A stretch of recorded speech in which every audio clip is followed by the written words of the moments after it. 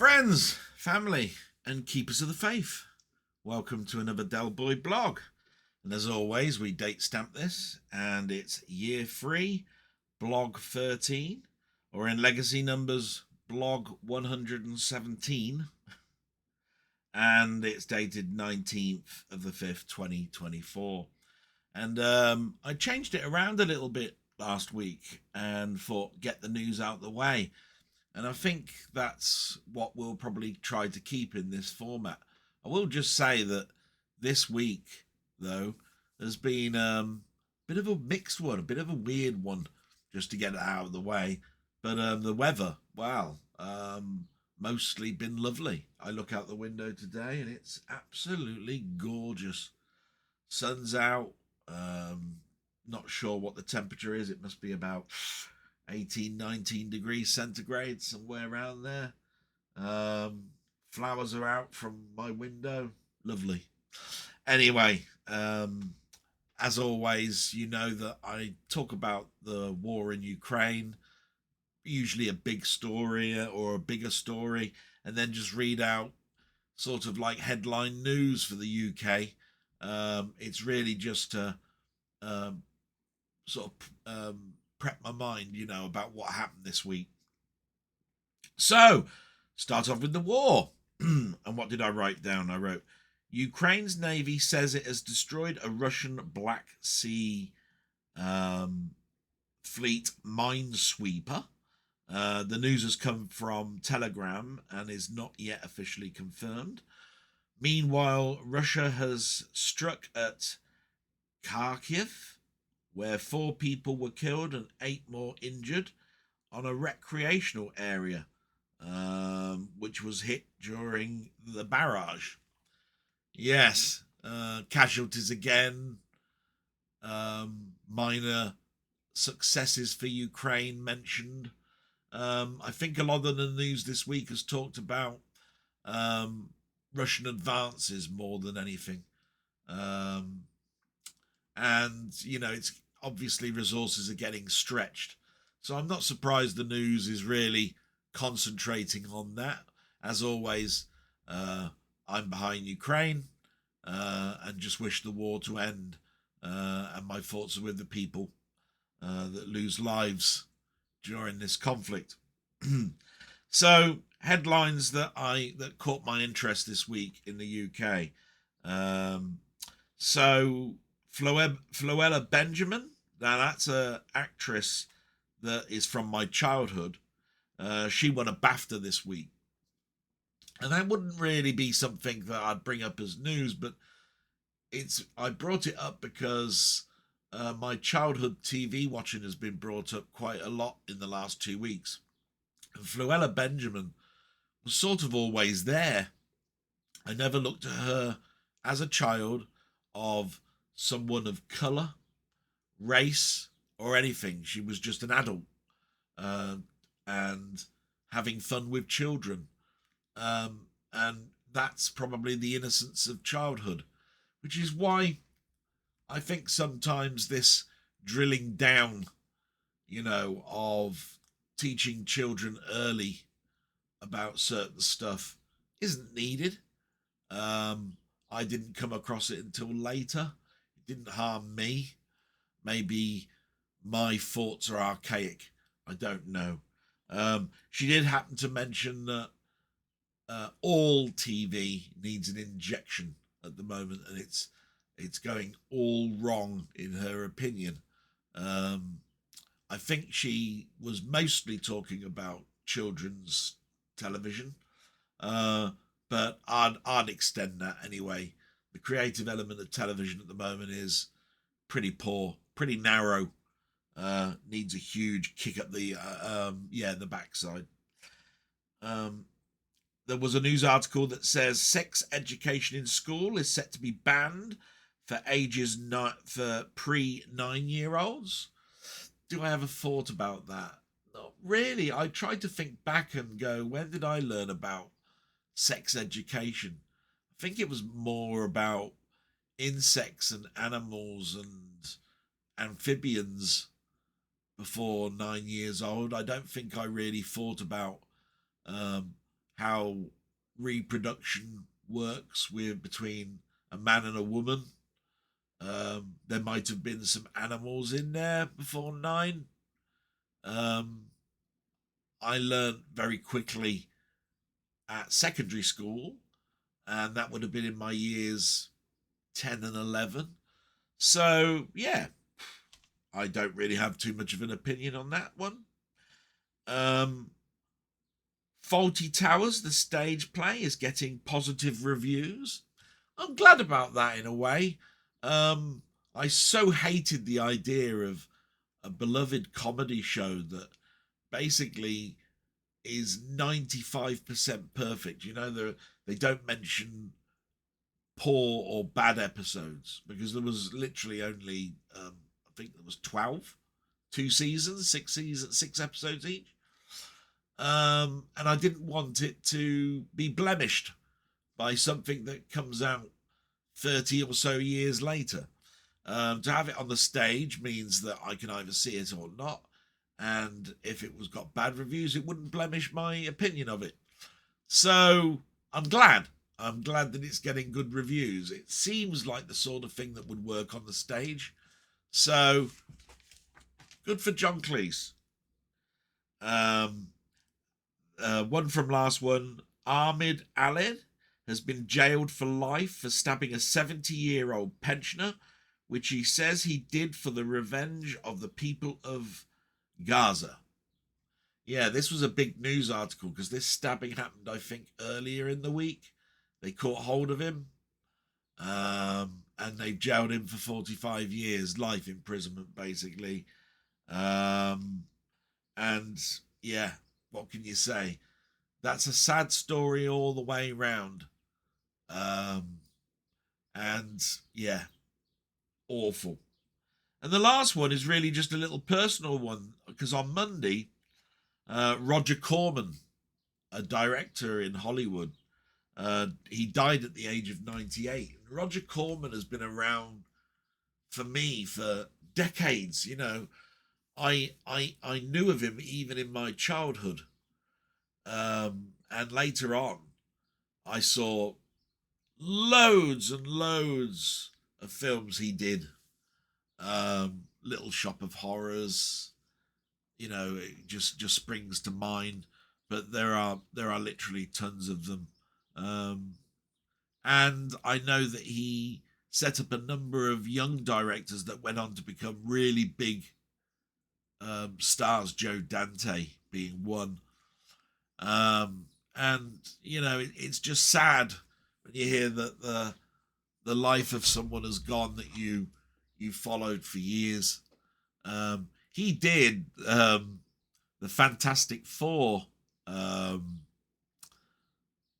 superhero movie for 20th Century Fox, no word of a lie, I think in about 30 days. And it was done because they didn't want to lose the license. The license was going to lapse if you didn't produce something in the media by the end of the 2 years that they'd optioned for the contract.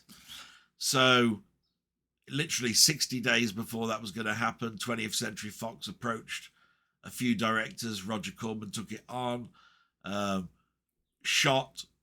wrote, shot, and filmed it in 30 days, and then it was stuck in a can. It didn't matter as long as it was produced and made. And it became a cult film because it did get sort of like shown once and then became something that pirates got hold of, you know, film pirates, to have in their collections. I had it on VCD. I remember that. And I've seen it many times over the internet. It's not difficult to find. And for the period of time that it was actually made, because it was quite some years back, early 90s, late 80s. Yeah, it wasn't too bad. Everybody considers it to be really bad, but I look at it and go, that's fun. And they don't look too bad. That was the thing. I thought it was actually all right. Could have been released as far as I was concerned. And that sort of like ends the news. Like I say, just headlines there, because we now sort of like talk a little bit about my week.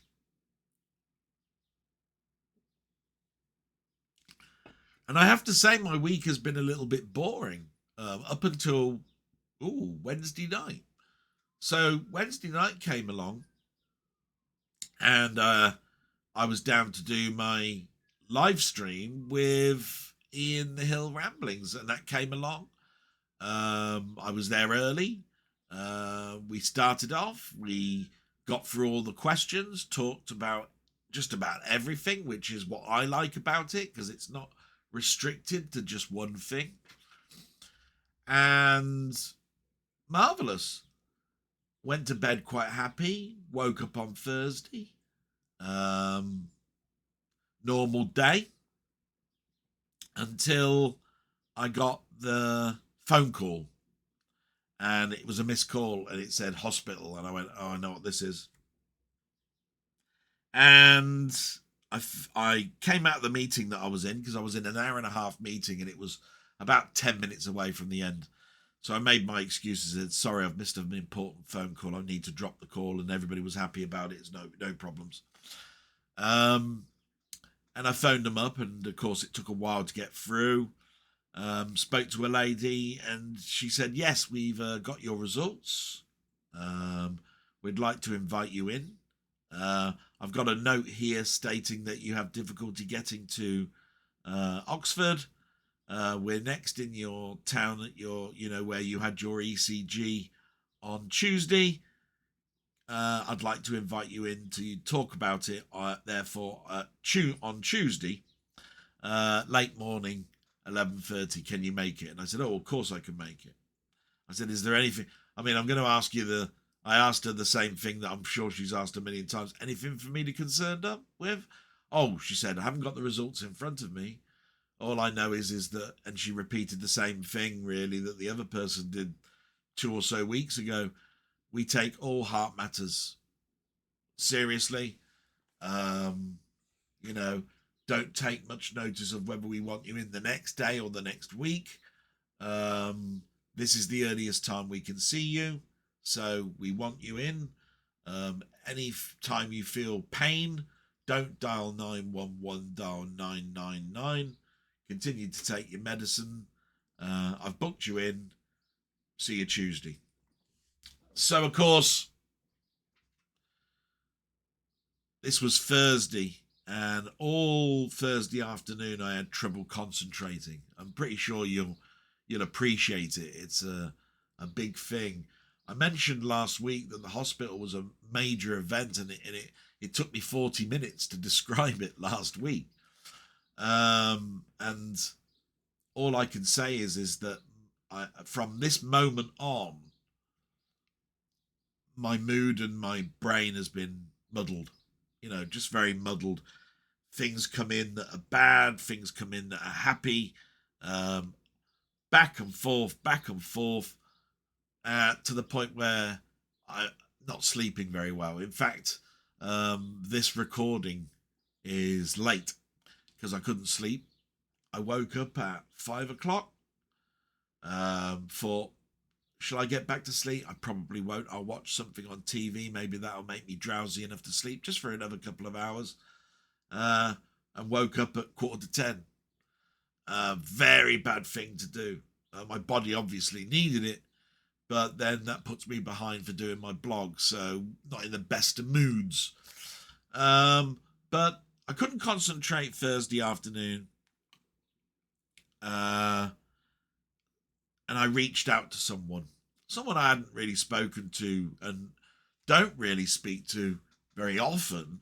Somebody that I know, and I've got not on speed dial, but on a text basis, chat room type thing on Messenger, and just sort of like explained what was going on and things that I didn't quite understand that were going on with my friends at the moment, for which I got some good thoughtful answers, really, from someone who's quite so young. but it didn't really calm me too much. So I woke up. I don't think anything happened too much Thursday. Let me think. Thursday night. I'm trying to think now. I did do something. I'm pretty sure a live stream. Yes. It was strange. As soon as I put the phone down or text messaging the person, my mate Mamemeister called, and it was so out of the blue. I was going, oh wow. And he said that he was having not difficulty, but he said he hadn't had a chat with me for a long time. He wanted to get caught up, and would I like to become part of the Friday Waffle this week? And I thought that would have been live on Friday, but no, he wanted to record it that night. And I thought, wow, that's really good. I've just done a live broadcast yesterday, but I feel like I want to forget about the hospital thing, so it's come at a really good time. So we talked, had a great time talking about just about everything. We talked about nostalgia, films, games, everything really. And we had a little chat after the broadcast, which he'd recorded. And that's when we started to talk a little bit more about how scared I am at the moment. I explained to him that some of the things that I've mentioned about not speaking to friends wasn't directed at anybody in particular, and I didn't want him to think that. So I wanted to reassure him. It was just patterns that I've seen, and probably the words of somebody who's in an emotional state at the moment. And I think he got that. So that was great. So Friday came along, and wow, very, again, hard to concentrate at work. I happened to tell the people at work that I've now got my hospital appointment, so they all know. I contacted my manager because there's still no word about my pay. He's pushing that further. Apparently now this person that was on holiday is now on long-term sick. Go figure. Just negative things that are happening to me. You couldn't write it. It's like a Hollywood script sometimes. And let's see. And I got a text message from my friend Ryan. That was it, Ryan. So out the blue, he said, I'm thinking about doing a random chat. Do you want to come on? I'm going, wow, 3 days in a row. I've never been so popular. Of course, love to do that. And I was there, early waiting. The stream started. Big smile on my face, talking about anything really. We talked about the new X-Men cartoon. We talked about Doctor Who. We talked about films we're watching at the moment. All sorts. A couple of the regular chat people came in, Cy and Matt and, a number of others. Lovely to speak to them.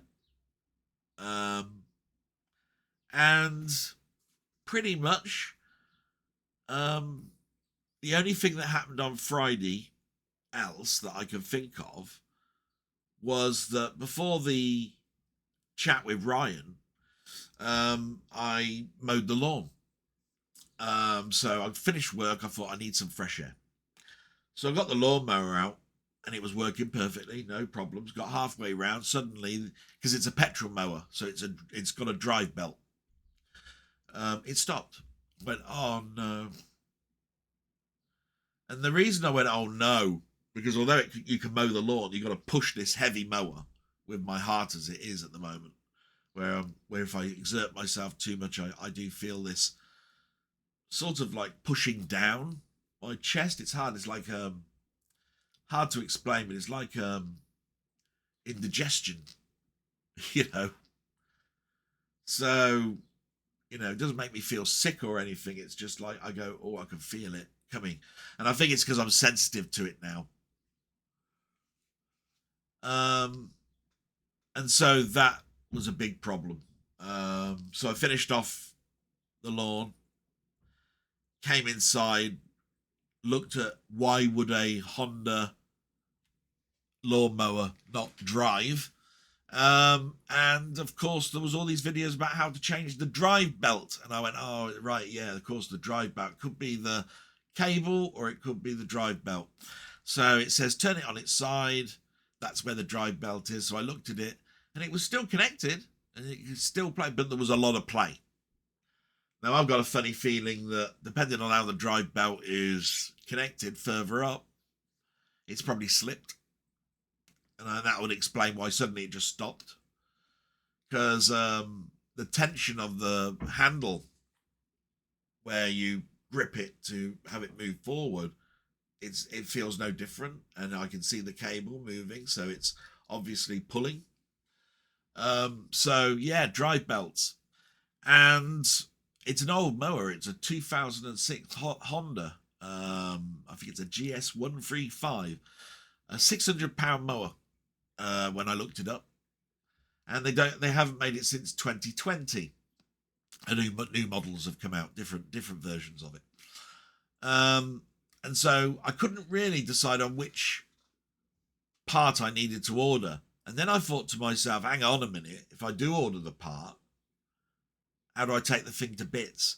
So I looked at the rest of the YouTube videos, and oh my god, you've got to use bricks to keep the cutting blade away, use sprocket spanners to get the blade off. Then there's the cutting guard that you got to remove. You got to lift the wheels up to get it to the highest point to get one of the bolts. There is a screwdriver that you use to release the spring clip, and that's just to get to the part itself. And I thought I could have a go, but it's a little bit beyond me. So I started, you know what you do? You go to the internet and you go to the yellow pages, don't you? You put lawnmower repairers or whatever. 3 numbers come up. One, I phoned up and it said, this number is not available. Oh, great. Okay. Or not in use. So I looked and it said the last activity on the website was 2021. So could have gone out of business. Dams. Second one, the one that repaired my mower the last time, which was the pull cord. Very easy to repair, but I wanted him to do it because you got to tension the rope and attach it to a flywheel. He reminded me that he was now contracted out to do things on farms, and so he's rarely at his place, and that business wasn't great. So he appreciated my call and I did that. But this was a year and a half ago. So I phoned up the number and it came up, this mailbox is no longer accepting messages because it is full. Goodbye. And that gave me 2 minds. Now it's either full because he's gone out of business and nobody now empties it or takes the messages away, or it's just full because he had a lot of calls that day. Don't know. This was 4ish, so it was the end of the day. So I couldn't leave a message. So I then phoned another one. And this one had 2 numbers. One where you leave a message, and another one it says, if you don't get through to us and you leave a message, please try the alternative mobile number. Oh, sounds promising. So left a message saying, please give me a bell. I told him what the problem was, the model of whatever it is, would appreciate your help. And then I thought, I will try the mobile number. Phoned the mobile number, went straight to voicemail, left the same message. So yeah, I need to go down the route of repairing because I just don't have half the money for a new mower of that sort of expense. It's a big garden. I need sort of like similar, which is what I'm used to. And if it's got greater capabilities, brilliant, like mulching or whatever. but I don't want, to buy something that's half the price and it does half the things and it's half as good. So Saturday I woke up and it was still on my mind. Yeah, the mower, what am I going to do? My mum loves the lawn, loves it when it's cut low. It'll be about another week before it needs to be done. I've got a problem on if I even got it done by one of them, I'd probably got to take it there. That'd be difficult to do because you turn any mower on its side, then the fuel and the oil, drip out and go into the air filter, all sorts of stuff. So it would be a requirement really for them to pick it up.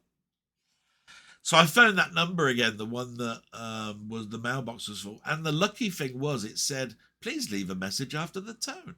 So that cheered me up because I thought, oh, the person must be there for listening at those messages. Brilliant. So I managed to leave the message and I now wait until Monday, don't I? So, yeah. So Saturday was just a normal sort of Saturday.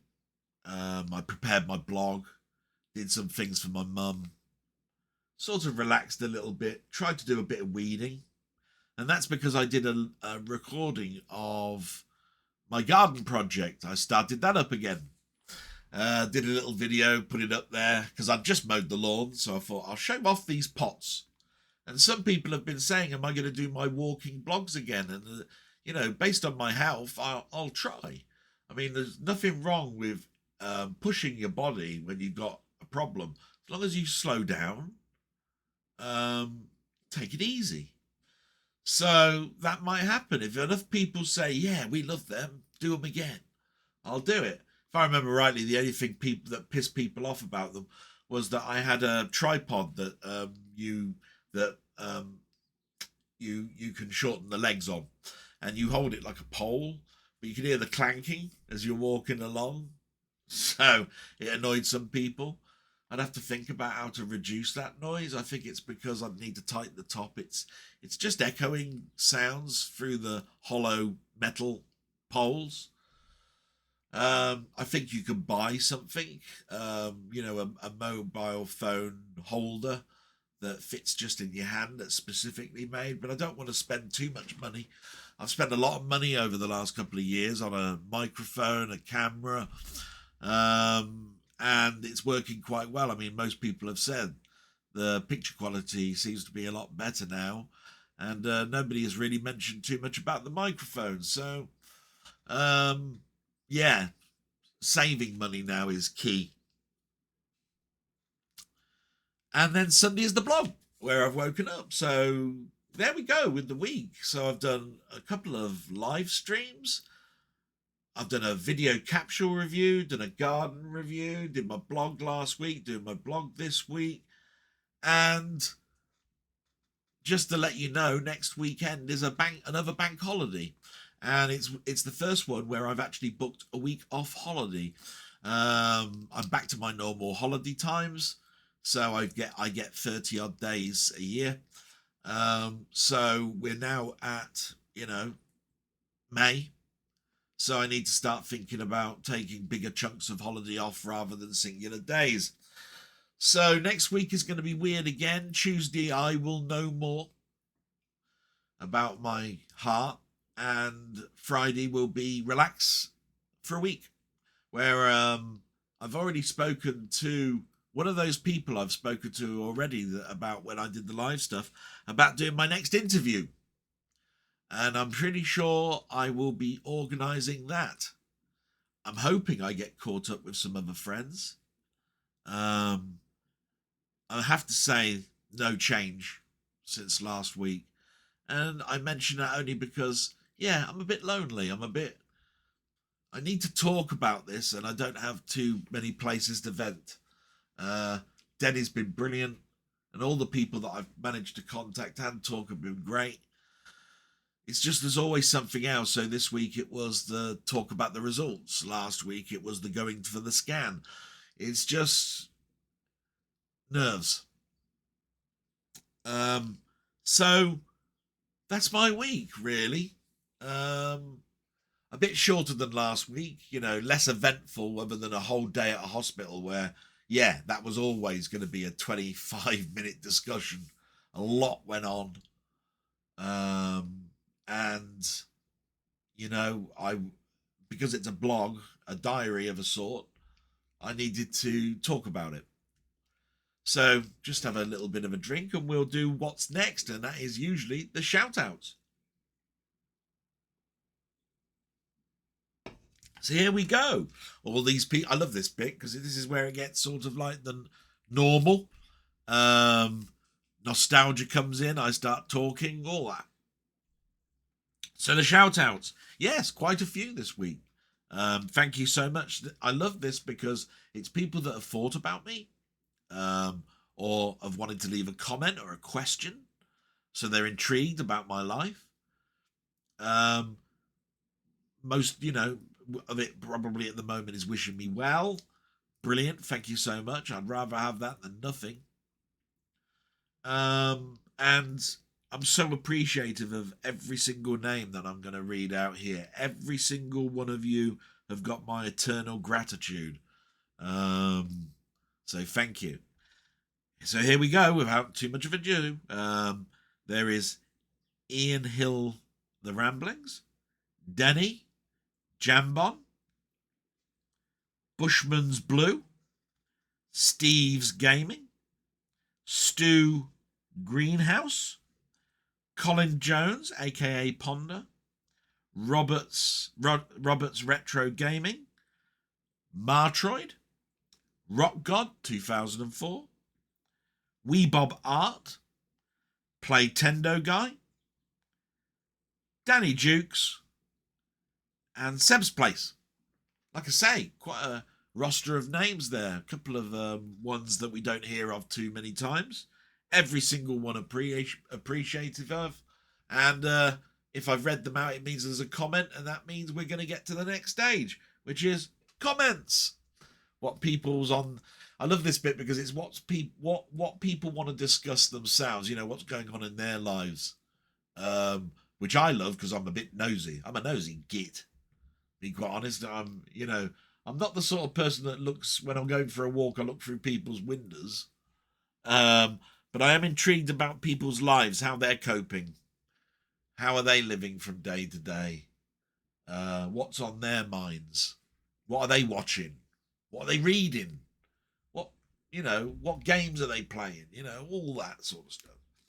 So, as you know, I don't do this in any order. It's in the order that YouTube put it in. And the first one is Denny. Well, you know what that means, don't you? It means I've got the next Enid Blyton novel to read out. War and Peace. No, seriously, wonderful. It starts off then. I can't do his accent or anything, so you're just going to have to put up with my dulcet tones. Hey, mate, been a funny sort of week, and this week will be a bit of a change as I'm doing jury service for the next 2 weeks. Done it before and really enjoyed it. Enjoyed our chat Friday night. Yeah, we had a chat. Always enjoy talking about our interests and life in general. Yeah, So when I was talking on Friday, that there was a lot more, like conversations. On Thursday I had Mamemeister, on Friday I had Denny. Certain people definitely phoned me up and had a chat, which obviously perks me up no end. And I remember in that chat I was talking about a video that we'll talk about later on at Seb's Place. Brilliant person who does such wonderful stuff. And I happened to mention to Denny that there was a very interesting topic which I think he could do, or Seb could do, in regards to back in the 8-bit days and possibly the 16-bit days, certain games had more than one computer version on it. So Seb mentioned in his video that a game called Shadowfire by Denton Designs, and it was published by Beyond, if I remember rightly, not only had the Commodore 64 version, which I bought, but it had the Spectrum version on the other. And I thought, wow, if you had both computers, you had both versions. But then again, thinking back to those days, there weren't many people that could afford 2 computers. But it'd be really good if your friend had a Spectrum and you had a Commodore 64, or you had a Spectrum and they had a Commodore 64, that you could play it, then go round their house and see what that one was like. Brilliant. What a great concept. Obviously it must have cut their revenue down because you only had to buy one of them. Piracy was rife then as well. But I said to Denny, oh, you speak to Seb quite a bit. You might want to tell him that I think that's an ideal topic. How many other games came out with one computer's version on one side and another computer's version on another? And did that actually happen in the Amiga and Atari ST days? And when I was thinking back, I could only think of a couple where this might be true. I think SSI, a company that used to do strategy games on hexagonal boards, nothing graphically fantastic. I think they had ST and Amiga versions on the same disc. And I did mention to him, I wondered if Carrier Command did that, and I don't think it did. But it might be that it's because Rainbird, which was a British telecom company at the time, might have done it on a couple of early titles like Star Glider or something. But this is where your mind gets clouded and where you think it would be a good topic for somebody to research. So I mentioned that to him. Anyway, I'm digressing a little bit. We continue with Denny. He says, I'll be thinking about you Tuesday and calling you to see how you have got on. Best wishes, my friend. I hope your mother is a little better this week. Yeah, and just to talk about my mum, because we don't talk, with all my health things, I haven't been talking about her. She's sort of like exactly the same, really. She doesn't know too much about what's going on with me, but I've tried to get her to go outside, but more the back garden than the front. I don't want people to think that this is a lonely lady looking out the window, waving at people, and standing outside just as she could talk to the random people as they go into the post office. My mum's in a happier state than that, but she says it's better than watching the telly and the weather's nice. So I can't sort of like disagree with that. But she does have the habit of leaving the door open. And she does wander towards the post office to read the cards in the window. And I just think to myself, oh, that's great, isn't it? Somebody walks into our front door, nicks the stuff out the bureau. Brilliant. So we have little chats. But overall, she's just got the same problems, coughing an awful lot, her legs in pain. I've mentioned before that she's got a prolapsed womb at the age of 83. She doesn't talk to the doctor. She won't. I don't know why.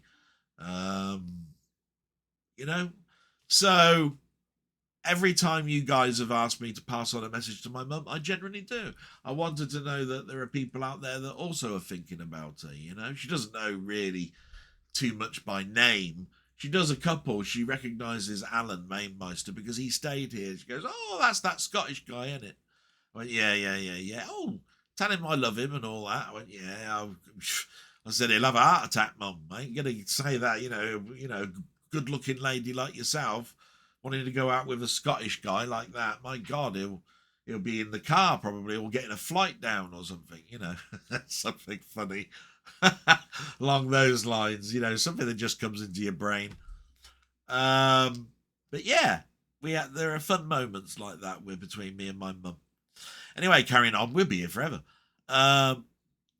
Denny continues, caught up with a few jobs this week and thought you know what, let's put on some movie scores to listen to while I work. I played The Planet of the Apes and The Twilight Zone, the movie. Both were amazing. Time to dig out a few more makes work more. Time to dig out a few more, which makes work more pleasurable. Sorry, it was a bit of a mouthful there. 2 fantastic scores. Funnily enough, both of them Jerry Goldsmith. Eerie, that.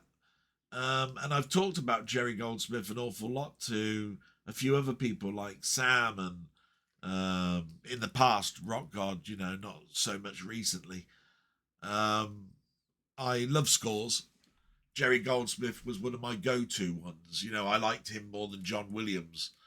I was more intrigued about his back catalogue than I was John Williams, probably because, you know, it goes back a bit further. And that's a difficult thing to say as well, because it's not entirely true. But Jerry Goldsmith was doing TV and movie stuff in the 50s and 60s. John Williams really is known from sort of like Star Wars, Superman on, although he did a lot more beforehand. But not necessarily would have they have been in the public mind like Jerry Goldsmith. Jerry Goldsmith was then considered pretty high up even then, before the mid 1970s. So, I mean, take it like this. John Williams did the music to A Guide to the Married Man, which is a late 60s comedy with Walter Matthau, under the name of Johnny Williams, and that's because he played in a band. Amazing, that. But anyway, got that score as well, just so you know. Fantastic main theme. What we need in the world today is a guide for the married man. Absolutely. A gorgeous pop record. Who was that? I think it was the Ramones that sang that. Was it the Ramones? Wow, my brain's going a bit. It's going mental now. It's all flaring up. Anyway, Denny continues. Eurovision, yeah, haven't watched it in years as it became too political. Our entry was dreadful, as most years, but no doubt the BBC had something to do with the choice, and I'm saying no more in case I get shadow banned. Yeah, we have to worry a little bit about what we say. I thought the design on the stage of our tune was quite good to watch. I thought, how did they do that? But then, as Denny pointed out, and as I figured out actually the next day, it was stereotypical. I'm sure you've heard about it ever since George Michael got convicted of it. Back in the day, many homosexual people would meet in toilets. What's this? A load of in the Eurovision Song Contest with our entry, our singer was dancing with a load of men with their shirts undone and codpieces, dancing in a tiled bathroom. Yeah. Think we know where we're going with that one. So I can understand why he was a bit reluctant to go any further with it. Bit further with this. Then he continues, didn't get to see the Northern Lights, though some of the videos and images reminded me of a scene out of the Day of the Triffids. The only Northern Lights I know really is the song by Renaissance. Now I have to say something here, because that song came up when Paul was driving me to hospital, because I mentioned to Mamemeister when he came down here, what music do you play in your car? And we had a little chat about people's playlists and things. And I happened to mention that my playlist has got music that I like to listen to, but I've also got a section that I put in that I think others would enjoy. You know, so I've got some music that are under folders called 1960, 1970, 1980, rather than just albums that I like to listen to. And one of the tracks that's in there is by a group called the Renaissance, and it's Northern Lights. And that played in the car while we were going to hospital. And I said, Paul, do you remember this one? And he went, I recognise the voice. Why do I recognise the voice? I said, I'm inquisitive about it because I know this from back in the day when my mum listened to it on the radio. But I didn't know that the Northern Lights we're not talking about the Aurora. And by the way, last Friday, the Aurora was in the news. It's all about the lead singer flying off to California, flying away from Newcastle. So the Northern Lights, she's explaining it, is the Northern Lights that you see from the trail of the plane heading towards California. And the lead singer was going out with the lead singer of Wizard, Roy Wood. Yeah. and it's prog rock. And he went, "Wow, that's such a backstory. You got such knowledge." He told me, and I said that's how sort of like how we were breaking the ice a little bit in regards to familiarity about how we grew up and so forth. So that's interesting that you mentioned that one, matey. So thanks very much. You continue. As for Doctor Who, I'll never watch that absolute heap of garbage again. That isn't Doctor Who, but an awful parody with Russell T Davies taking the piss. Seriously, this can't be for real. The ratings are on the floor for the first 2 episodes, 2.8 and 2.4 million. The excuse was the sun was shining. Give me a break. The best the ITV could come up with was Casino Royale. Yeah. And Denny and I know our feelings about Doctor Who, and I've turned around and said to him, that I'll always give some things the benefit of the doubt, but I'm losing the will to live. I have to myself a little bit. When it comes to the figures, I never use it. I've mentioned it to Mamemeister in a private chat after our live blog. I've mentioned it to others that there is, at the moment, as far as I know, and as far as I'm concerned anyway, there is no yardstick to measure the success of a show by its watching figures of the day. Back in the day, you would have had 4 channels or 5. And you knew how many people there were in the country. You knew how many television sets were in each household. And therefore you could gauge how much of the public was watching. Now you've got satellite, streaming, other channels, Netflix, Disney, iPlayer. And you obviously have the normal terrestrial TV that goes through digital TV because it's all Freeview. There's no analog signal anymore. So from that point of view, how do you cut up the England with its 60 plus million people into that many slices, i.e. Netflix, Disney, what people were watching at the time on terrestrial, etc. So that the BBC think that the best way to do it is to record the iPlayer figures plus whatever we know about how it's broadcast and then consolidate it over a week. And I'm going, whoa, over a week? You used to do a 1 play, that's it. That night, and if you didn't watch it that night, the figures weren't included. They didn't include the figures of the BBC Two repeat the next day, or any of that. And there was no way of gauging whether people recorded things on their video recorders, because that's been a thing since the early 80s in the UK. So, yeah, 2.4, 2.8, don't give a shit. It's a different ball game now.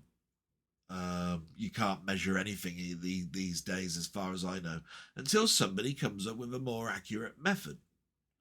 And I don't know one. So I don't look at success that way. When it comes to my own opinion of Doctor Who, if you want to know, I have watched all 3 episodes. In some ways, I wish I hadn't. I'm in total agreement. Dr. Pooh, what the hell? How can you polish any more of this turd that we've got? But like anything, there were bits of, or glimmers of old, what I consider to be old Who in all of those stories. But it's so minute, so small, and so wrapped up in woke that it's almost like saying, if you want to make a nice orange juice, you put, an inch of orange cordial plus a load of water, and you've got like 9 parts to 1 to make a nice orange drink. We're talking about 1,000th of a part of cordial, and the rest water, if you see what I mean. And from that point of view, would you taste the orange? No. It'd be water with a tinge. And that's my analogy of it. I watched yesterday's episode. and it has glimmers, much better than the other 2 episodes. On par possibly with the Jodie Whittaker stuff. So no real further forward. And some people are probably screaming now that have watched it and gone, you're wrong, it was marvellous, it was wonderful. Just understand that I'm coming from a different view and I'm respecting your view, you know. It's not made for me anymore. So let me say what I want to say, because you can go forward and talk to all the people that you love that love the show and have as much enjoyment talking about it as much as you want. I long for the days that are now gone, and I don't think that's going to change. So, hey, what can I say? For me, I had a good run. 50 years, I would say, of good stuff. 60, the period of time between 50 and 60 and beyond, not so much. But still some good stuff in there. Some people are saying, oh, you can't turn around and say that the 55th year was terrible. It had some brilliant stuff in there by Capaldi or whatever it is. I'm going, no, whoa, don't get me wrong. There's glimmers.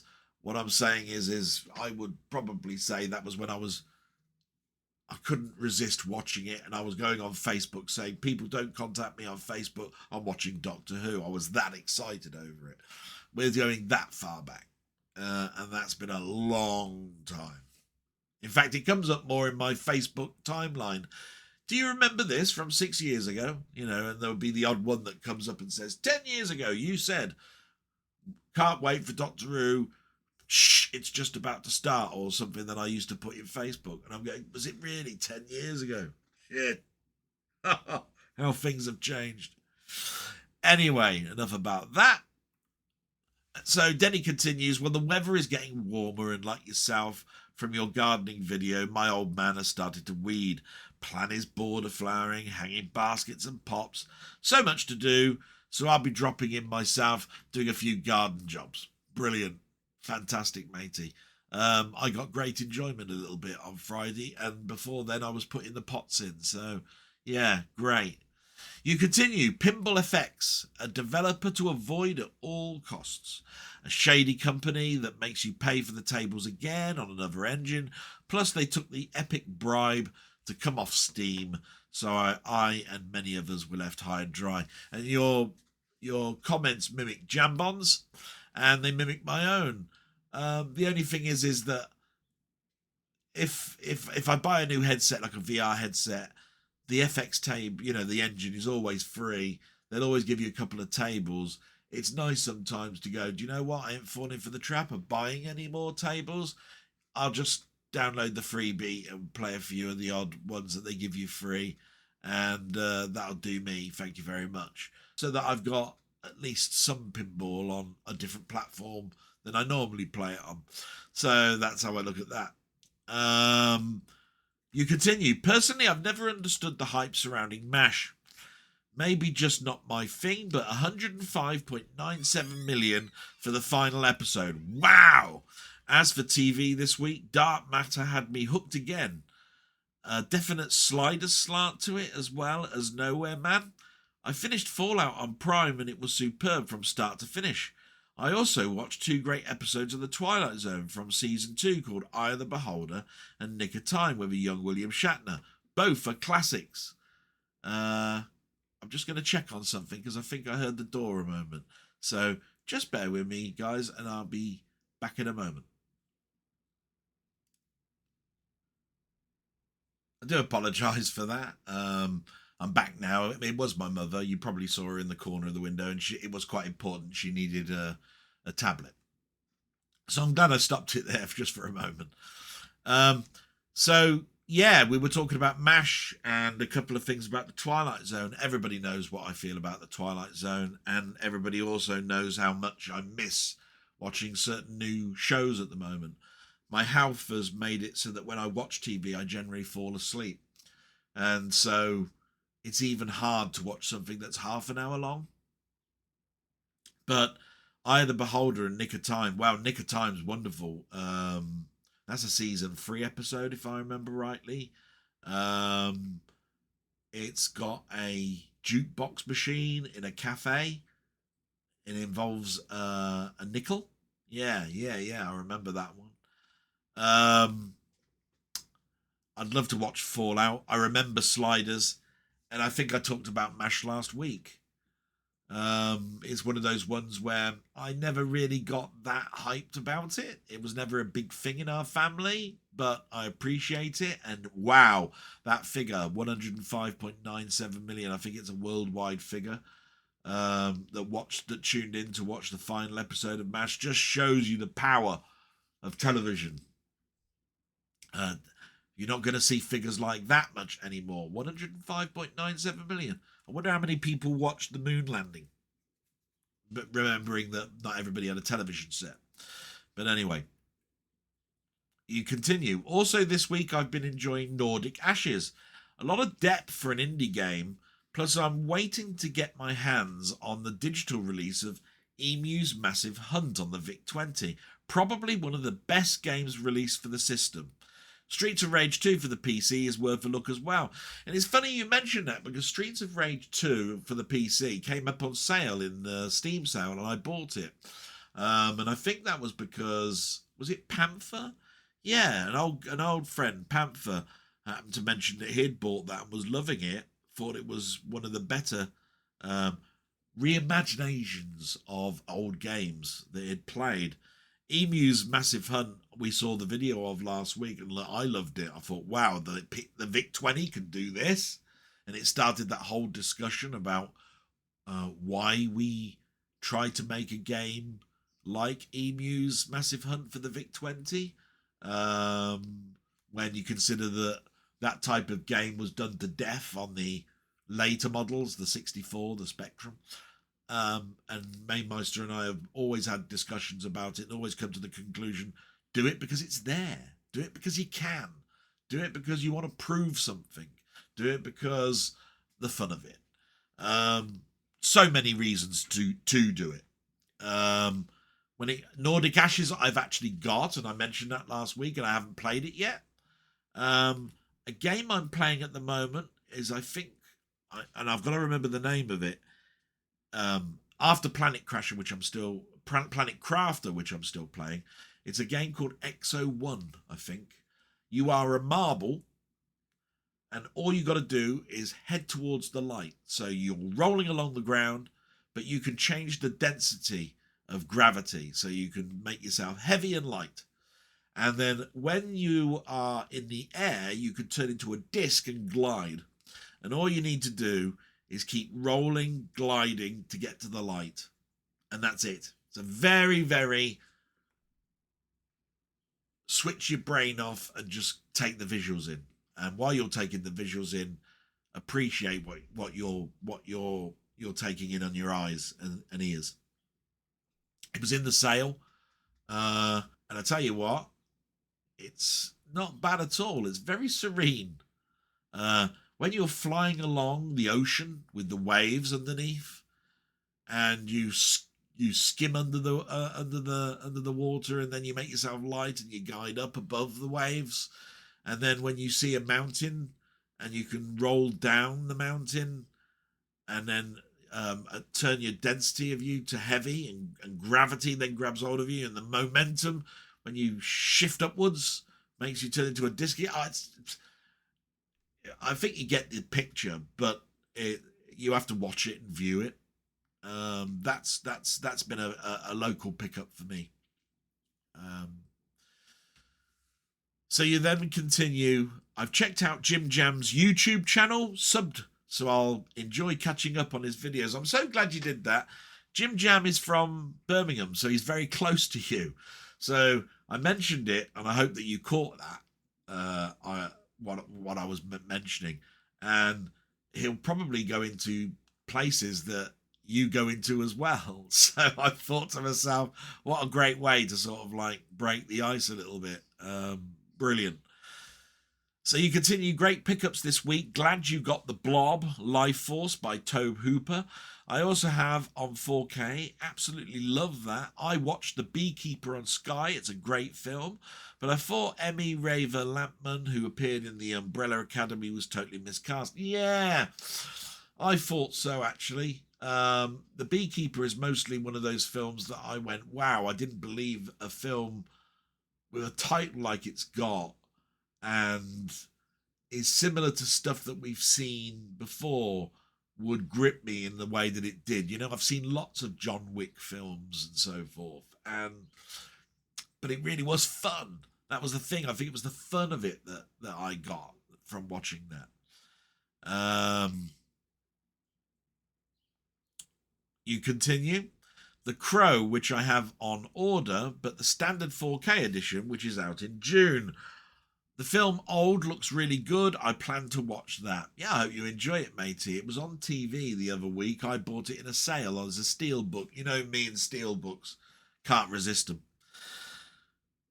Question for this week. 28 Days Later has got a second sequel called 28 Years Later, following the 28 Weeks Later film. The original star of the movie, Cillian Murphy, is reprising his role.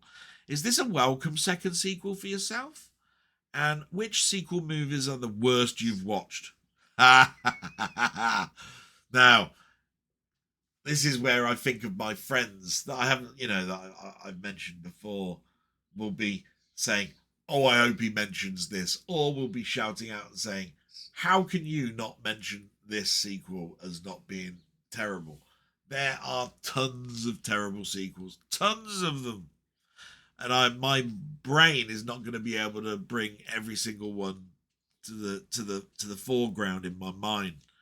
But to answer the first question, I remember 28 Days Later, but I remember seeing it at the cinema. And do you know what? I think I've only got a Blu-ray steelbook of it, and I haven't seen it yet. So the last time I watched it would have been a fortuitous on TV or when I went to the cinema. I remember it. Obviously, like vampire, zombie, plague thing. You say it's called 28 Years Later, which I think is a lot better of an idea. What's happened in those intervening years is much more interesting than what happened a month later, or something that's called Another 28 Days Later, or things like that, so that you've got the same characters and they look the same and all of this sort of stuff. When you consider now that I thought 28 years seemed in my youth a bloody long way off, I just think now how quick the last 10 years are gone. So 28 years, I think it's a good number, actually, to go back and look at the lives, if there are still alive, and the way people live after that first film. So optimistic, I would say, is my mindset when you talk about that. Sequels, that are terrible. The amount of times that I've been on chat channels and The Exorcist 2 has come up, if I was to mention how many times The Exorcist 2 was mentioned, and you just say those words and repeat it over and over again, it would probably total the total running time of that film. Exorcist 2, Exorcist 2, Exorcist 2, Exorcist 2. Say that all that time for 90 minutes. That's how many times it's been mentioned. A lot. And it is a bloody awful film. How can you ruin The Exorcist and have an actor like Richard Burton in it? It still bewilders me to this day. Let me see if I can think of some others. Son of the Mask. Oh, how bad is that? Now that makes me feel like I've thrown up in my mouth and swallowed it. Ugh. Horrible. Son of the Mask, definitely. A slightly better, but not by much. Blues Brothers 2000. And I mentioned that one because a lot of people like it. But to me, it was, don't even attempt to do it. You know, even if you got Dan Aykroyd on board, that was a John Belushi, Dan Aykroyd film.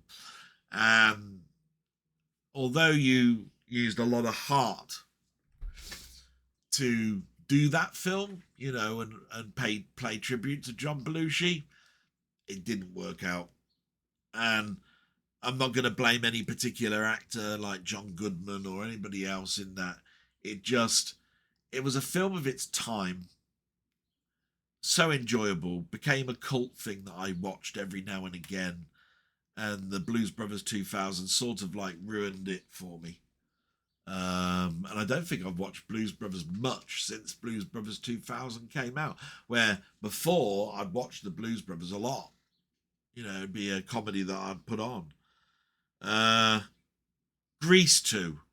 Now, I didn't like the first Grease, but Grease 2, Jesus Christ, what are you doing? No.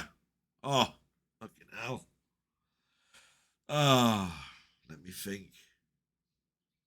Now, this is going to upset Playtendoguy, but Speed 2, what an abortion of a film.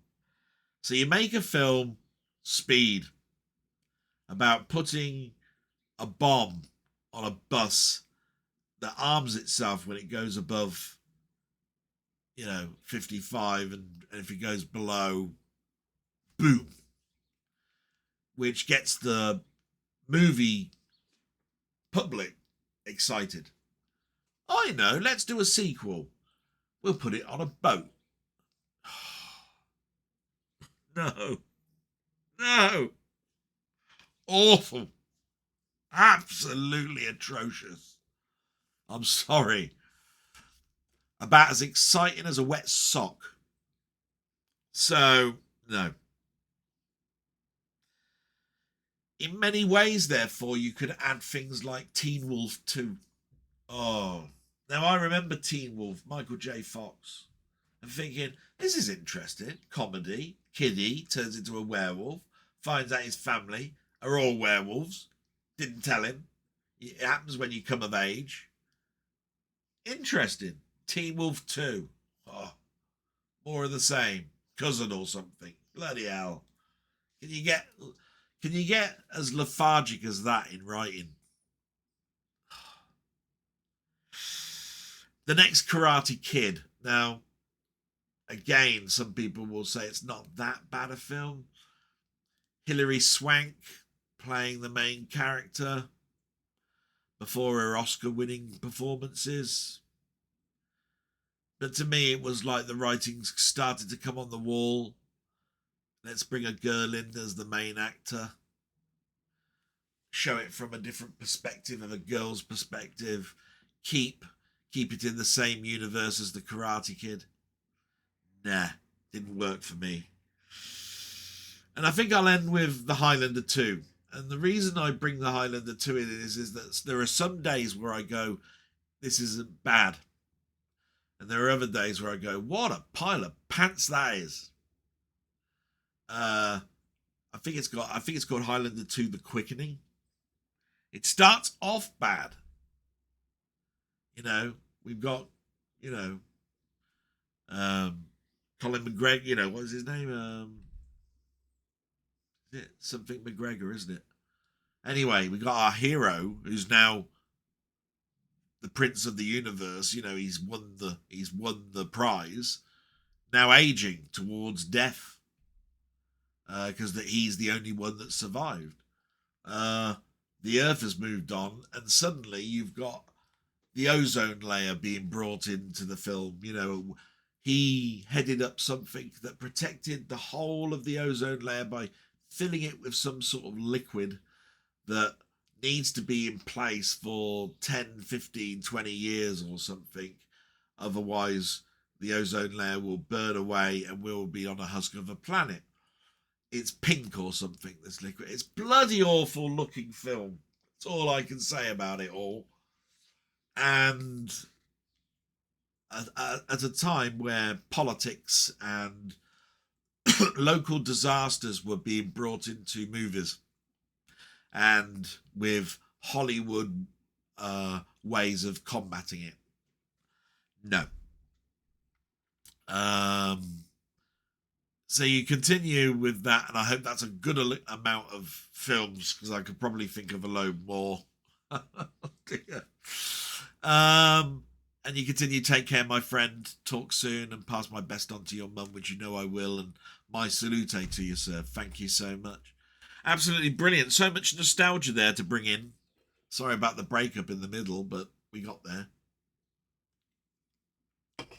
We move to Ian Hill, The Ramblings. Oh my God, this one's going to be long as well, you know. I'll try and speed up. And that's not to take anything away from Ian. So Ian has started. Hi, Delboy. Thank you for your blog. I know it's not an easy time waiting for the results. Health is an issue that never really goes away. All I can do is wish you the best outcome possible, and you will know where you stand. Hope your mother is doing okay, and she will get a lot of enjoyment from your garden in the summer. I've just watched your garden blog. Excellent video. Thank you again for being on my live chat. I'm so pleased to have you as a regular, as are our audience. The time always goes by so quickly. I've really enjoyed doing them. Looking forward to the next one. And you and me, matey, and thank you so much. It's actually been a godsend for me. I don't know quite where my mind would be without it. So equal pleasure doing it, and eternal gratitude. I think a very underrated director is M. Night Shyamalan. He quite unfairly gets a lot of stick. Usually I hear Sixth Sense mentioned, but not much of Signs, which stars Mel Gibson, and for me is a perfect film. An alien invasion story about an ex-priest who lost his faith with the death of his wife, and we see with his family the journey he takes. I would also mention favourites of mine are Unbreakable trilogy, Unbreakable, Split and Glass, The Village, The Happening, Old, and Knock on the Cabin. The Trap is due out in a few months and looks like another good film. I know not everyone is quite as enthusiastic. Yeah, I find him mixed, matey, and you've mentioned some ones there, and quite rightly, you need to, if you feel passionately about something, then certainly mention it. I certainly will say that I was excited about The Sixth Sense. I love the ending of The Sixth Sense. The problem with The Sixth Sense is it got too much exposure. And once you know the ending, it's got very, for me, little replay value. I find that's the problem with M. Night Shyamalan, is I can watch his stuff once, but I have trouble watching them a second, third or fourth time. There are exceptions. You've mentioned Unbreakable. I remember I've watched that a couple of times. Each time I've never really turned around and said, that's awful. And I've never really turned around and said, that was worse than the last time I watched it. So there are exceptions.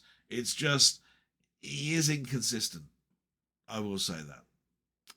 You continue. I love Life Force. Saw it at the cinema when it was released. I've had it on VHS, DVD, Blu-ray. And I got last year a 4K American release. Your steelbook looks great. Thank you so much, matey. But it wasn't steelbook. It was actually the 4K that you've got with a slipcover. I'd love a steelbook of it. Get me wrong. So you continue. I enjoy historical drama films. History is a big interest. My university degree is in history. So my question this week is, which period of history would you choose to go back in time to and have to stay there? There's no coming back. Best wishes. Oh, wow. Now, I will say this before I go forward, that Ian, that I've never wanted to use time travel as a method of going somewhere and never coming back. It's always a visit, come back. You know what I mean? Whether that's going forward or going back. So I can only talk about really things that intrigued me about history. And I was put off at school for history, probably because my sister was above me in years. She was about to go into a later stage of her life where she would do later things in history, and they were therefore doing World War One and World War Two, while I was doing 10th and 11th century stuff, and I found that a bore. Maybe it was just the way it was being presented to me, but it switched me right off. The only time I got excited was when we got to Henry VIII. So I really, whenever I think back at history, I think Henry VIII onwards. So Queen Elizabeth, all of that, the French Revolution, all of that, brilliant. Even the Americas, independence and so forth for the Americas, how England backed away because it was overstretched, being attacked from all sorts, Spain, France, America as well. It had to drop off something, and it gave up on the Americas because of its distance generally. So yeah, what would I go back to? Well, it's going to be one or two then, isn't it? Because I've already mentioned what I found brilliant in history, and that would be the Victorian age, Queen Victoria. Probably because every time I listen about that history, it's always about science, the science of the Victorian era. It seems very much like every time I read about it, it's like every day somebody was coming up with something new. Vulcanized rubber, inside toilets, whatever it was. And it just seemed like it was the age of the betterment of living conditions. Plus, of course, you had H.G. Wells and all of the books and that, and the excitement of, is there life on other planets? The discovery of new planets, all of that. I think I'd have been in my element in the Victorian era. And the rest is like Henry VIII or Queen Elizabeth I. Yeah. I think I'd be a pauper. I don't think I'd be a lord or anything. And from that point of view, I'd probably be dead by the age of 17. But, and you've got things like the plague and the Great Fire of London and all sorts. And without money, you were nothing. And I don't have any money now, so I can't imagine me having any money then. So basically, I could see that as being a shit time to go back to if you're not coming back. But could I make myself a millionaire by the knowledge that I know and going back? Probably could, I'll invent bread or something, what, how it is, you'll invent something, and you'll go, whoa, I'm going to be king of the world because I've invented the petrol lighter or something. You know what I mean? Fun things like that are going through my brain. Best wishes and have a right grand time. I hope I gave you a good answer. Salute to you, my friend. Thank you so much for having me on your channel on Wednesdays. So looking forward to this Wednesday. You'll be hearing from me, I dare say, on Tuesday on how I get on at the hospital. I'll send you a quick text message. Thank you so much. Brilliant. Loved all of that. Fantastic. So move on to Jambon. And, Jambon's a very close friend of mine. I'll be contacting him shortly about visiting him in Birmingham in the next couple of weeks. Because on Tuesday I get my results. So he starts off with, "Hi Del, thanks for another great vlog. It was brilliant hearing the magpies in the background. Your impression of them was pretty good too." Yeah, they were. Weren't they singing a lot in my last blog? Bloody hell, they were noisy little bastards. Was so sorry to hear you about all the problems you are getting to the hospital. I have bad dreams about things like what you went through at the petrol station. So stressful. Glad you survived the ordeal. Anyhow, and I'm hoping things improved. So it sounds like you really enjoyed the latest Doctor Who episode. Not. Oh dear. I asked my mum what she thought of them because she's been a fan of the programme for donkey's years. She even has a life-size cardboard cutout of one of the Doctors. Can you guess which? Question mark. She thought the latest episode was rubbish too.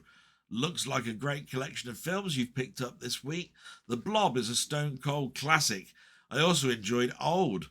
I know a lot of people slag off M. Night Shyamalan. That's what you put.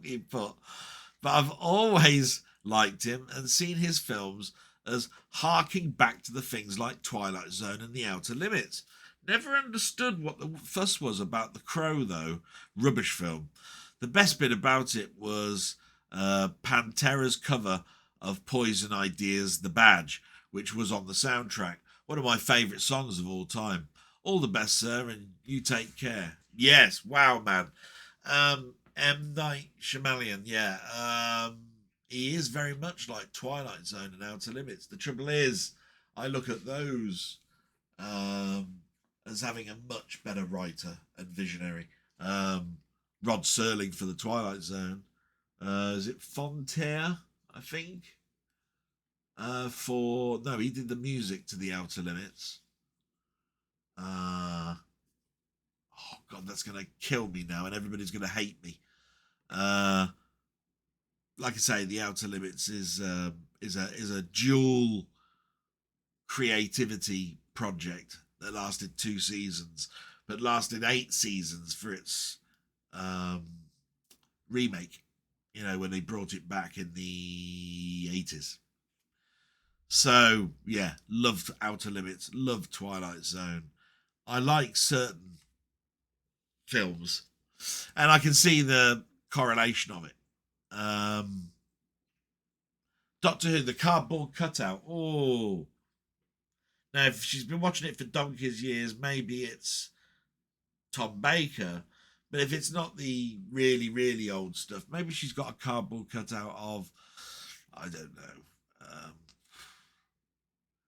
I'll say Christopher Eccleston, but it could have been David Tennant. Could have been any of them. But I'll go with Tom Baker for the classic. Probably is the pin-up boy of that classic era. Although Peter Davison wasn't a unhandsome chap, was he? Anyway, thank you so much, my friend. Looking forward to contacting you in the next couple of days, which will be happening. We move to Bushman Blue. Let me just have a little sip of a drink.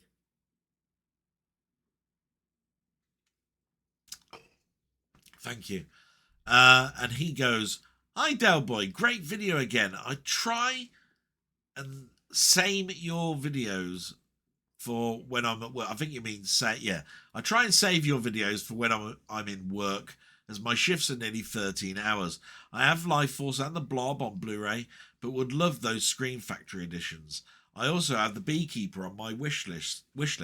I watched Keith's video." That's from, by the way, Euphoria Pictures. "I watched Keith's video about those steelbooks, but decided not to, as I have those on Blu-ray. The Crow is also on my wish list. Thanks for the video, Mark." Thank you so much, Mark. Thank you, Bushman Blue. Brilliant. I know I'm subbed to you. I do have enjoyment of that. And yeah, everything you mentioned there, how can I not disagree? I bought them. I've watched them. They're brilliant. Thank you. Just a big thank you for watching my blog, as waffly as it is. I try to put a lot of effort in and a lot of my memories into it, and I hope it comes across, you know, with a positive vibe if I can, or just bring something to your attention that you want to buy, even, because I always show the stuff that I bought at the end of the video and the trailers, and that's my sort of like my service to say what came out this week, really. So anyway, we move, salute to you, sir, and we move to Steve's Gaming. Oh, you know, Steve, I have to do my salute. Hello, Steve. Hope you're well, you bastard. Fucking hate you. He knows I'm only joking. Yeah, we'll have to come up with a title for Steve. If royalty is Robert, we'll have Pauper Steve. No, we'll have Steve the Surf. No, I'll have to have a think. I always go away and say I'll think of something, and I never do, but I will have a think. So you start off. Hello, Del. Good blog as always. I hope you're feeling a little less stressed after all the crap you had to go through. Okay, several things for me to comment on today. Oh, this sounds bad. Several things to comment on me today. First, Eurovision. Well, quite frankly, I think it's time it ended. It stopped being about the music decades ago. It's just ridiculous now, and I can't say what I really think of it, as it would offend some. Ha ha. BAFTAs, Oscars, etc. are just a waste of time to me. Pointless pats on the back given to rich people. If anyone needs an award and a pat on the back, it's our nurses, doctors and other emergency service people. They make a difference, not such rich arsehole actor. Sorry, but these award shows bring out the worst in me. Do you know what? 80% in agreement with you with that. Now, I mentioned at the beginning about Floella Benjamin. I would not call her a rich arsehole. She did an awful lot for me during my childhood. To get an achievement award is nice. It's also recognition. It's almost like the Queen giving you, your MBE or something for causes that you've done through the years. Totally agree with you in regards to the nurses and stuff. But didn't we have showbiz people in the war go round and do stuff to cheer up the soldiers while they were in conflict zones? Should we not respect and talk about those people and say what great things they do? It doesn't happen so much now. I've never heard of anybody going to Gaza, that's like a comedian or an actor going out there to do some sort of stage play for the soldiers. So I'm totally in agreement with that. But certain actors put an awful lot of money back into their industry, and they also put a lot of their life into good causes. So they do put some of their money to it. But yeah, rich arseholes, a lot of them put up pretentious people. Totally agree. Yeah. I'm just a little bit more laid back than you, I think, on that one, but the emphasis is I'm pretty much in agreement with you. Doctor Who, several years ago, as I feel... Oh, hang on, no. Oh, now on to Doctor Who. I've told you several times that I stopped watching Doctor Who several years ago, as I feel it was ridiculous. But my wife kept watching it, and normally she doesn't even comment on it to me. But she did the other day. She said she's also done with it now. She's found it totally absurd, and lots of it seemed very out of character for Doctor Who. And she was quite vocal that she's very disappointed in it. So it's not just me, is it? Well, no, and I don't think anybody thought it was. You know my opinion of it, of you, and that is you are of a one mind, and all I can say about my mind is it's mostly in agreement with what you say. I just end it by saying it's not written for me anymore. I'm not going to poo-poo or badmouth something that's written for kiddies when I'm 55. Do you see what I mean? That was the wrong thing to do. I can have an opinion and say, do I want my child to look at it if I had a kiddie? And say, it's not for my kiddie. No, I ain't having that woke stuff taught to my kiddie like that. I'll teach that myself. And I possibly would be saying that in this era now. Like I say, I'm probably just a little bit more laid back than you. But I've already turned around and said what I say about Doctor Who, and that is it ain't much better than the last episode. And the first two episodes were awful. And the first one I was offended by. And I told you what I was offended by with it as well. Absolutely, it offended me. So when you get to the point where a Doctor Who, a sudden episode can suddenly offends you with its content, yeah, that's when you turn around and say this is a jump off point. So we'll see. keep saying I'm not going to watch it next week, and then there's bugger all on and I'm watching it. So there we are. What can I say? Now a question to you. I'm sure you know I'm a total space geek and I love space games. And there were several space games that seemed to be totally under the radar and missed by most. Did you play any of these? And if you did, what did you think? Project Space Station by Hessware, Space Rogue by Origin, and Earth Orbit Stations by EA. Electronic Arts. Please take care, mate, and hugs to your mum. Now, you've mentioned some titles there. Now, I know Hessware, because I knew of Hessware because of Vic-20 days and the Jeff Minter line. Very, very big. Project Space Station. Do I remember that one? Doesn't ring bells at the moment. Space Rogue, on the other hand, by Origin, I do. And I liked it. Really did like Space Rogue. Earth Orbit Stations by EA. No, I don't think I saw that one. I think you might have to go back about 5 weeks.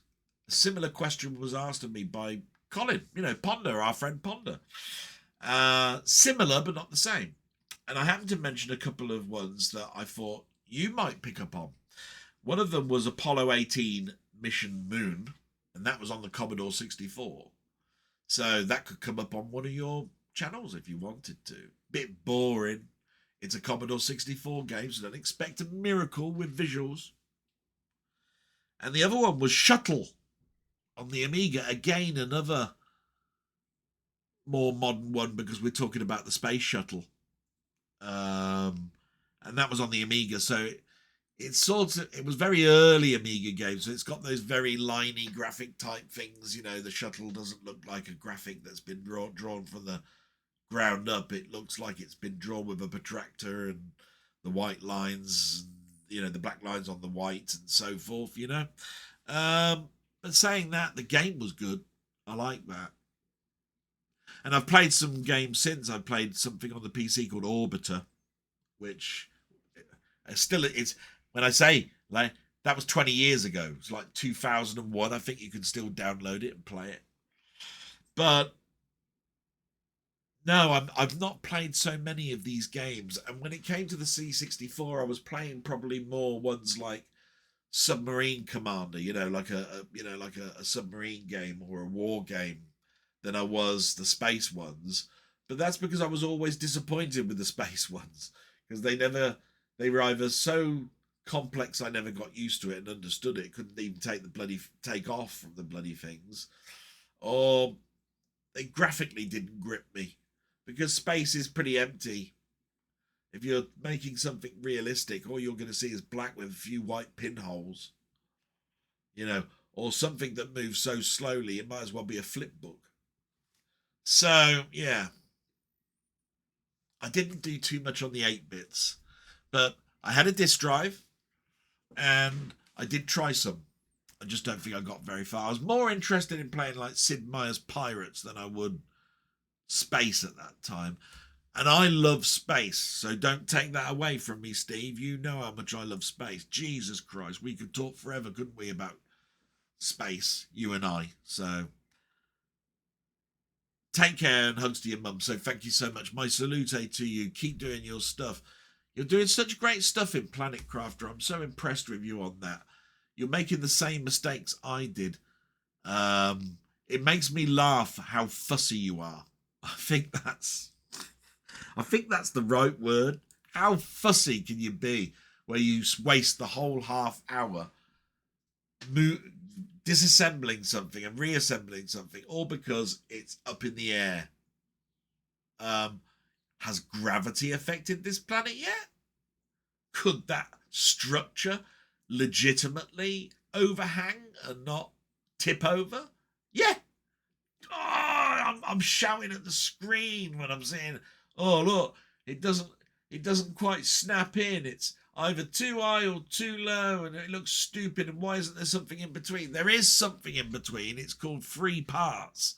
Top, middle, bottom. It doesn't have increments in between, but Do you want a single indie person to have 6 or 7 rows of articulation on a metal girder? I think they were more concentrating, matey, on the game a little bit than somebody up north's opinion on why you can't snap something down.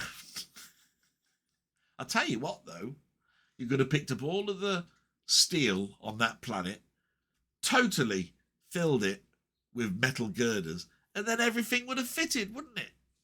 There's an idea for you. Instead of keep trying to bloody do bits and bobs when there's a dip in the sand. Anyway, my rant over. Loving it, matey. I can't wait to the next one. Oh my God, they make my week. They really make my week. The Planet Crafter ones seriously make me smile. And I thought I'd ruined it for you. I've noticed that we haven't got together yet since we had our first attempt. Sad about that, but I know that you're having so much fun. And if I was there, I might be ruining it for you. So I'm not taking it to heart, you know, that I just don't want to work with that bastard. Dell. Who wants to work with him? Jesus Christ. I can't think of any worse of an evening than collaborating on a game than that bastard arsehole. I'm not thinking along those lines. Or am I? Anyway, we move forward. Salute, Steve. We've got a new one, Stu Greenhouse. One line for this one. It says, the crow sleeve is terrible, with an emoji of it being sick. Now, not taken aback by that. Everybody's got an opinion. I actually turned around and said I've seen better. The one thing I can just say to you, Stu, is thank you so much for watching. I'm so sorry that you didn't like the sleeve to the crow. I hope you like my blog. As always, in every single blog I do, I mention that if somebody leaves a comment, I will legitimately read it out, unless it's offensive. That is not offensive. That is an opinion. It's just that you don't tell me what you don't like about it. Is it the artwork? Is it the colour scheme? Is it the fact it's a steelbook? Is it the shape, the design? Is it the plastic coating that covers the outside? Is it nothing? I know nothing other than the crow sleeve is terrible. So, salute to you, sir. Thank you so much. I hope you get great enjoyment. I think there were a couple of covers for the crow. You probably mean both. So, apologies and from the distributors that made it, even though I had no input on it whatsoever. That's all I can say. No, have a fantastic Sunday. Have a fantastic week, my friend.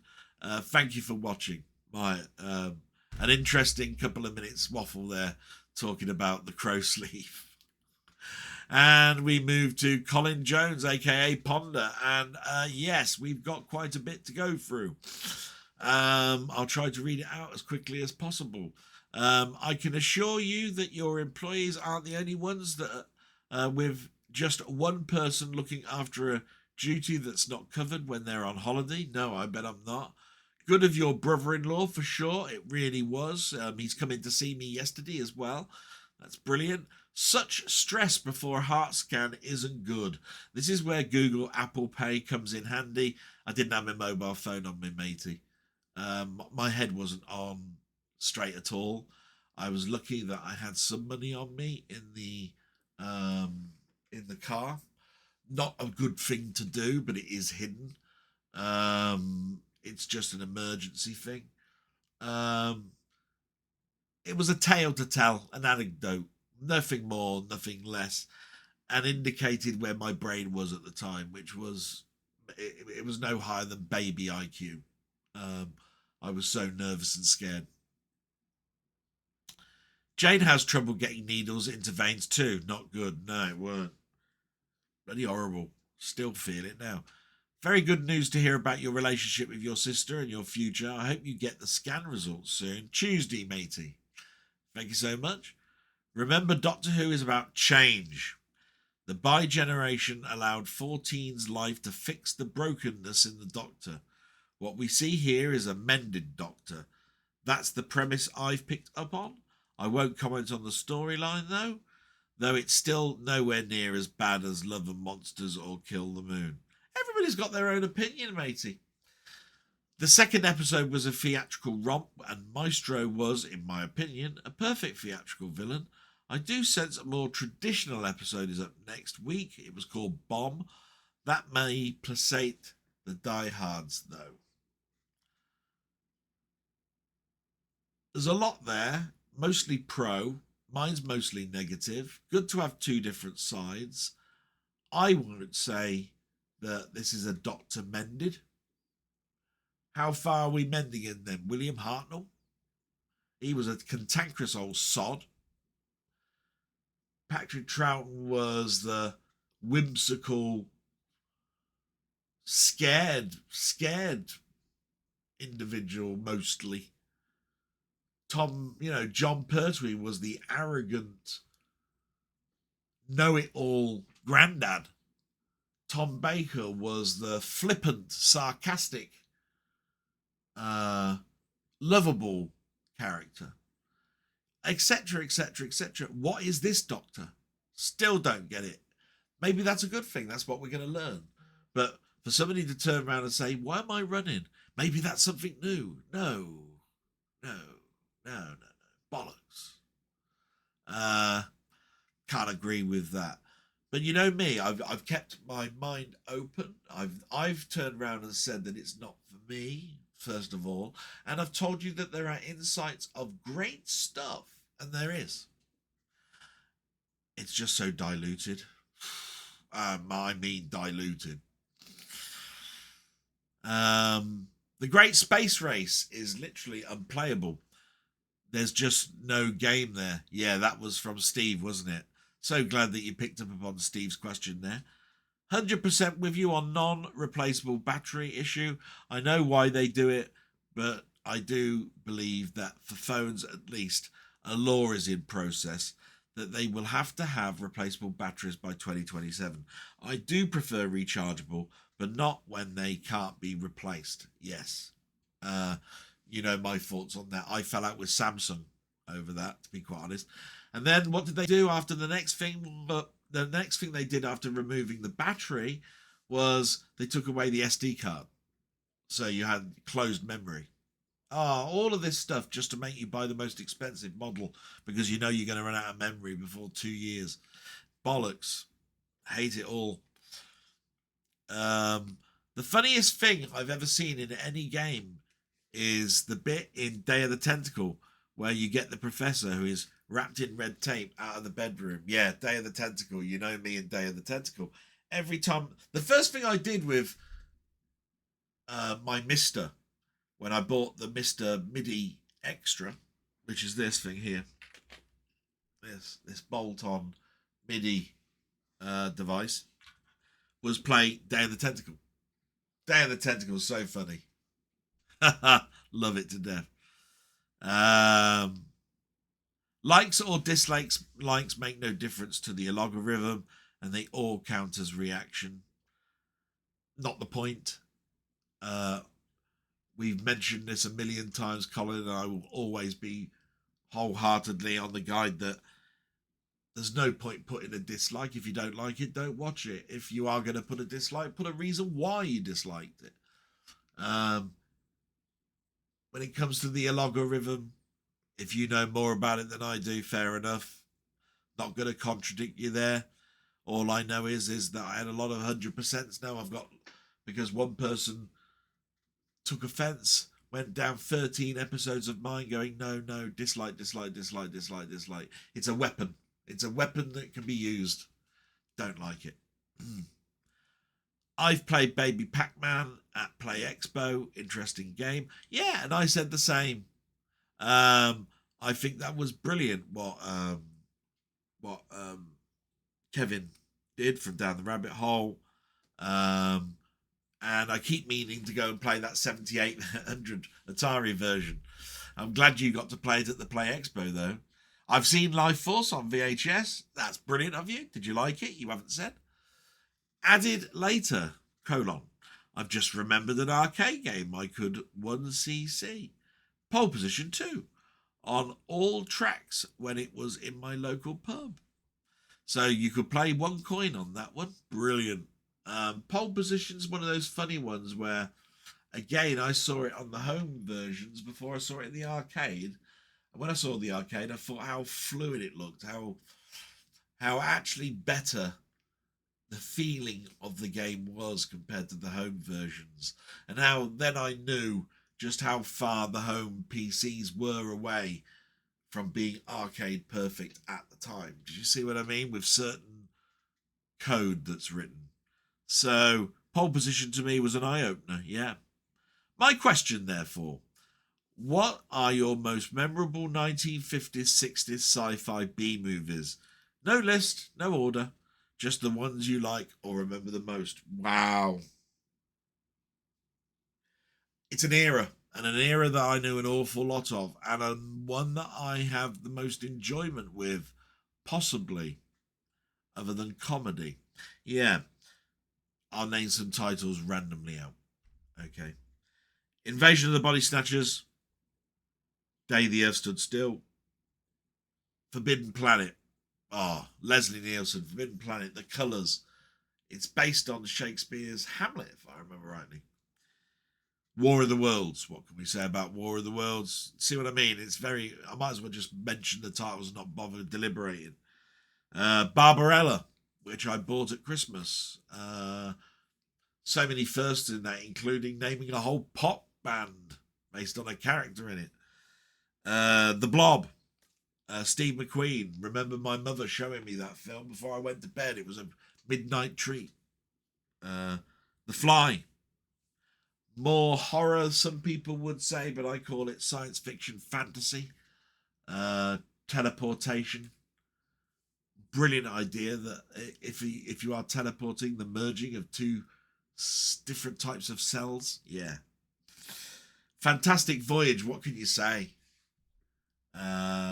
Injecting yourself into the human body and seeing how the body works from that perspective. What an idea. This is where Hollywood had brilliant ideas for films. What a brilliant idea. Robinson Crusoe on Mars, because I loved, as a kiddie, watching Robinson Crusoe in my summer holidays. Watching it on Mars. Brilliant. Again, it's the rich colours that stick out for me. This Island Earth. Yeah. Again, such happy memories of that. And lastly, I'm going to say, because of Roger Corman, X, the man with X-ray eyes, where I think it's Ray Milland. Yeah. He put some drops in his eyes so that he doesn't have to wear glasses. And each time he did it, his eyesight would gain a particular view. He could see things in X-ray. He could see things through lead. He could see things through, he could see the moon close up without even having to use a telescope, to the point where he saw the center of the galaxy. What a film. It must have made his mind go mad. Seeing people's bodies regurgitating food and while they're walking and all sorts of stuff. It must have, yeah. Brilliant film. Man with X-ray eyes. Definitely worth a watch. Thank you so much, Colin. I hope there wasn't too many negatives in there. The only one I had any big opinions of in there was Doctor Who, I think. And we moved to Gaming Royalty, Robert's Retro Gaming. And he's put, greetings. It feels like it's been at least 2 days since we spoke. Because it was at that time. The main reason I watch blogs like yours and Mamemeister is for the human connection. I like getting to know people I interact with online by listening to them talk about their lives, their thoughts and so on, suitably filtered for the internet, of course. I applaud you for recognising just Things like the song content you were discussing and the new Doctor Who are not aimed at people of our age. Just because you or I don't get as much out of something as a generation or two down the line of younger folk doesn't mean it's crap. Exactly what I've been trying to say, matey. I'm hoping that's coming across. Too many people, as they get older, spend all of their time mired in the past and decrying anything new as garbage and shit. They're entitled to their opinion, of course, but I don't have to listen to it. I usually find myself thinking, you might have a happier time, you know, if you gave new things a try once in a while. Maybe talking to younger folk about what it is that they like and why they like it. Exactly. The same conversation that their granddad was having with them in regards to the music they played and the music gigs that they were going to, etc., etc. I appreciate your kind words about my channel. As always, all the best to you and your mum, and talk to you soon. Thank you so much, matey. And as you know, I call you gaming royalty, and it's always in jest, but I do look at your channel as being the quintessential channel to go to for Atari. I will say that. And it's presented in such a way that you encourage me to actually get me to play the games that you're watching. It's happened to me more times than not, and therefore with all of the videos that you've done, what, over 300 or something now, I should think, you've made a lot of people very happy and got people to play games. Brilliant. We now move to Martroid. Oh, salute to you, Sir Robert. That's brilliant. Thank you. Good to hear that you got to have your test, Dell. Doesn't sound like it was without its own difficulties, but your pragmatic attitude appears to have gotten you through. Here's hoping the results will give you the answers you need, my friend. Cheers, and cheers to you, my friend. Thank you so much. Salute. What a nice thing to say. Thank you so much. And we've got Rock God, who doesn't comment very often, but I tell you what, very, very appreciative. Before I even read it, I'm going to say thank you. That's made me smile. Really has. That my old mucker that I used to chat to has took his time out to write something. Thank you. You've put, hiya, mate. I'm keeping everything crossed for you on your health front. Try not to dwell on stuff too much. You've had the scan, so it's a waiting game, which, as we all know, can be hell. Do stuff you enjoy and put it to the back of your mind as best you can. I also want to thank you so much for the amazing and very kind words. Wow, I really do appreciate it, all two of you. And thank you so much for the shout out and the recommendations of my channel. We'll try and have that catch up this week at some point as well, which anybody who's got to this point now knows that hasn't happened, but that's no detriment to the emotion in that particular block of text. Thank you so much, my friend. It's nice that you watched part of my blog, or I know it's not your thing. I'm just glad because it means that you want to keep up with what's going on in my life a little bit, even if it's just to say, I wonder if you had a better week than last week. All of those things come to mind when I think about my friends, and when I know that they don't watch it, it can be upsetting because I watch so much of everybody else's. But I do know that you should never have an expectation like that. Just don't get me wrong on that.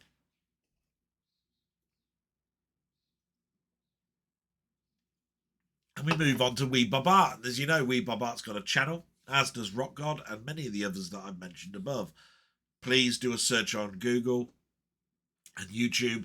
You will find them. Definitely worth subbing to. Wee Bob Art says, I enjoyed watching along, Dal, and all the best with the results to come. Watching the trailer of Old watching the trailer of Old there just reinforces why I don't watch trailers. They basically give you the whole movie, whereas I watched Old and reasonably enjoyed it, but I don't think I would have if I'd have seen the trailer. Anyway, question for next time. There is a movie called The Hole, where a group of school kids enter a bunker to have a party. At the beginning of that movie, the girl answers a phone and just screams, which really impacted me and my wife at the cinema when we saw it. We enjoyed the movie as well. What movie star has really had an impact that was just hitting that you remember, that you also remember? Obviously there is Jaws, but there's something maybe a bit less well known.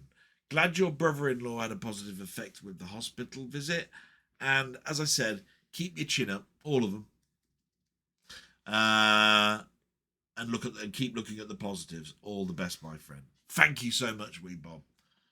There was a question in there, wasn't there? Yeah, a film that's got an intro that meant something to me. Yeah. One that affected me and my sister, actually. It's called When a Stranger Calls. Later reprised in Scream, the series of films called Scream. When a Stranger Calls has Carol, I think her name's Carol Kane, as a babysitter in a house. The phone goes off. She picks it up, and the voice says, "Have you checked the children?" And that's all you hear. "Have you checked the children?" Each time the phone call comes through, she gets more and more nervous. She gets more and more scared, to the point where we know that the killer was in the house. He was making an internal call to her, playing with her mind, got us to the point where he killed her.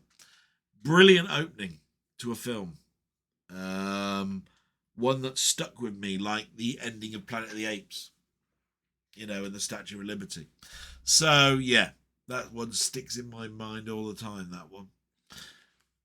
And we salute to you, sir. We move to Playtendoguy, who's just left one single line. It just says, fantastic video as always, Del Boy. And all I can say is thank you so much for watching, my friend. You also have started to do some of your chats again. I wish you well. We'll get to those in a bit. And then we've got, not thinking that's Denny Dukes. Yes, it is. Who's put, great video as always, mate. And thank you so much. And that's the end of the questions. I hope you enjoyed that. I certainly did. Went on for a bit, but that's because, me and waffling. Terrible. So we'll have to get through these next two sections pretty quickly. And then we'll get to the trailers. And that'll be the end.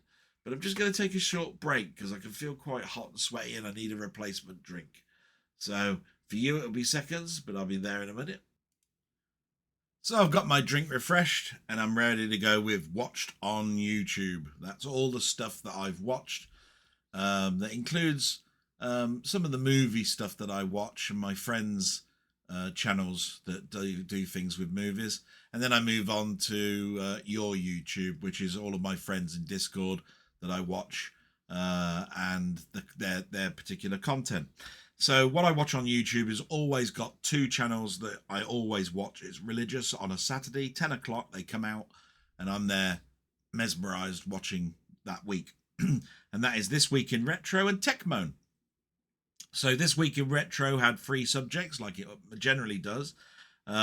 Radio return, games via radio. So back in the day, there was a method of transferring data that would be done via radio, recorded, loaded into your computer's PC, and there you go. You've got a game or a piece of information that you have. Brilliant little snippet there. Bit of nostalgia, tinged with the fact that they also did that on vinyl and many other methods, bulletin boards, the rest. So just how we've progressed forward with how we get information to us. Just another method. Brilliant.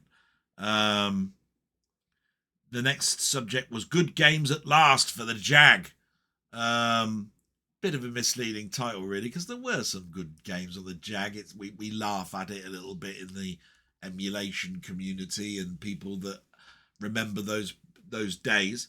There's a guy that's writing some Jag games at the moment. I think he's looking at bettering ones already released, but also doing new stuff. all for that.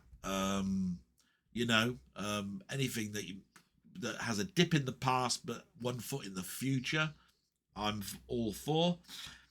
And then a title that says, "I'm sorry, Dave, I'm afraid I can't do that," which is a line from 2001, a bastardized line at that. It says, "I'm afraid I can't do that." I think it was, I just can't do that, I think was the line. Anyway, it's an AI article. It's about artificial intelligence. So it's in vogue at the moment. So a very interesting, again, article. And one that was pretty good this week. Chris came back, the person that presented it from Australia, who went away for a period of time. He came back to fill in as a guest presenter, which was very nice to see. It was nice as a threesome. I don't think it's lost anything as a twosome, but it's just nice when somebody returns, talks a little bit about what they've been doing, and carries on the duties, even if it's just for 1 week. Techmoan did a very interesting one, because the title read the Sony I think it was UT, not VT, UT-M5, and then it's got a dash after that, and it says beautiful but obsolete. And I have to agree. It's a hi-fi piece of equipment made in the 70s. So it's got that lovely brushed steel, glowy orange lights type thing. But actually what it is it's part of the separates system that I used to have with the Technics range. But it's a television with lots of jogs and dials, and plugs into the main system so that you could record the audio off of television. That was its point. Now, the way I did that in the past was to have a tape player near the speaker of the telly, recording generally in mono. Or I did later on have a black and white television that was inbuilt into a ghetto blaster type carry handle thing that had the radio and a cassette player on it. It was a little 5-inch screen. It is obsolete. It turns into an oscilloscope if you're not watching the telly. The telly is black and white because it's 1976, 75, and colour would have been too expensive. And it really is just obsolete because we can do it in so many different ways now. But back then, yeah, I could see me possibly buying that, probably because of the collector in me more than anything. It would have been, oh, my stereo rack has got a gap and there's another rack thing that I could buy for it in the range. I think I'll get that. That's probably what I'd have done if I'd have had the money. But a television racking system for your hi-fi would have been too expensive, I think. Brilliant. Loved it. 20 minutes long. 20 minutes of pure joy from my point of view anyway. We move on now to somebody that I've been watching a lot of, but I don't mention an awful lot, and that is Mondo Chelovek Movies. Now, he's somebody who I've chatted to in the past, I've watched an awful lot of over the last 2 years, but he had an interesting take this week, and it's called, the line of the episode was called, Amazon Must Like Wasting Money. Right, and that got me intrigued. I was going, oh, wonder what he means. And what it was, this week he had ordered a vinyl album, and he was worried about the vinyl album as soon as it arrived for 2 reasons. One, he blamed Amazon for the packaging it came in, which was very flimsy cardboard for a vinyl record. And 2, the delivery driver knocked on the door and instantly walked away, which I hate. But the thing about that is the delivery part, in my mind, and the way I look at it, is that it's 40% Amazon and 60% the delivery driver that I blame on this. Amazon have their own delivery people, but then they hire men with vans. And that's where the problem comes. Because these men with vans have got an Amazon tracker. They pick up a delivery, and they're told, you get paid per delivery. And if you total up what they've got to deliver, then basically they probably work it out that they've only got 6 seconds at each doorstep, based on the traveling by car or van to get to the next place. So when they're planning out their journey, they literally knock on the door and walk. They don't even wait for you to come to the door. And I blame that on the pressure that Amazon give, because they give them far too many parcels. Cut it down, make it so that they've got a couple of minutes per doorstep, and that they accept that they're only going to get paid per item, and therefore it's a stopgap for what they do as a contractor themselves, for the jobs that they do. So that's my take on that. I might be in the wrong, but that's my take on that. But he was right about the rest. He then said about the packaging, and the packaging was too flimsy for what it was, and it was damaged. It was damaged minorly, but when you're talking about collecting, you're talking about, I want it mint. I want it mint because it's going to go in my collection and I want to enjoy it. I also think to myself, I want to sell it on. And when I sell it on, I have to talk about the defects. And the defects will come from when I got it myself. And from that point of view, yeah, you got every right to complain to Amazon. So he did the same. He complained. He's got to send it back. And they send out another copy without even having to wait for the return, which I think is wonderful of Amazon. I think that's a great service. And when it arrived, it was in better packaging. It was a cardboard box inside a cardboard box.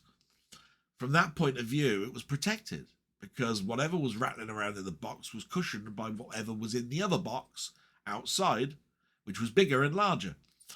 So I know why Amazon don't do that for every package, and that's because that's a waste of cardboard, and they're already in the firing line for the type of packaging they put their stuff in. I've received DVDs that are in a box that you could fit a tank in, and you just thinking to yourself, are they mental?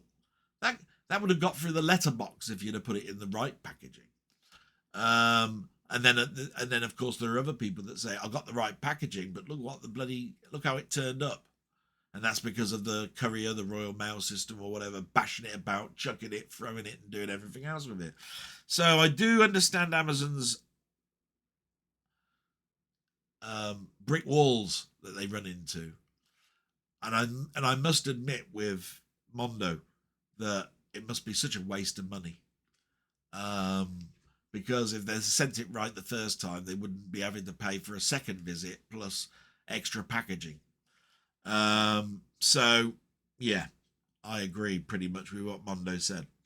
The next one is done by a bloke called Obsidian Ant. That's the channel. So just so you've got a running commentary so far, the channels to look for are This Week in Retro, Techmoan, Mondo, Cellovec Movies, and now Obsidian Ant. This person did something that I was looking forward to in a channel for a while, and that is, what type of endless space games are there out there that are cheap at the moment? And what I mean by cheap, I mean, $5, $6, or £6, something cheap that you could play endlessly that would keep you engrossed. So his channel, the channel episode was called Endless Space Games Cheap on Steam this week.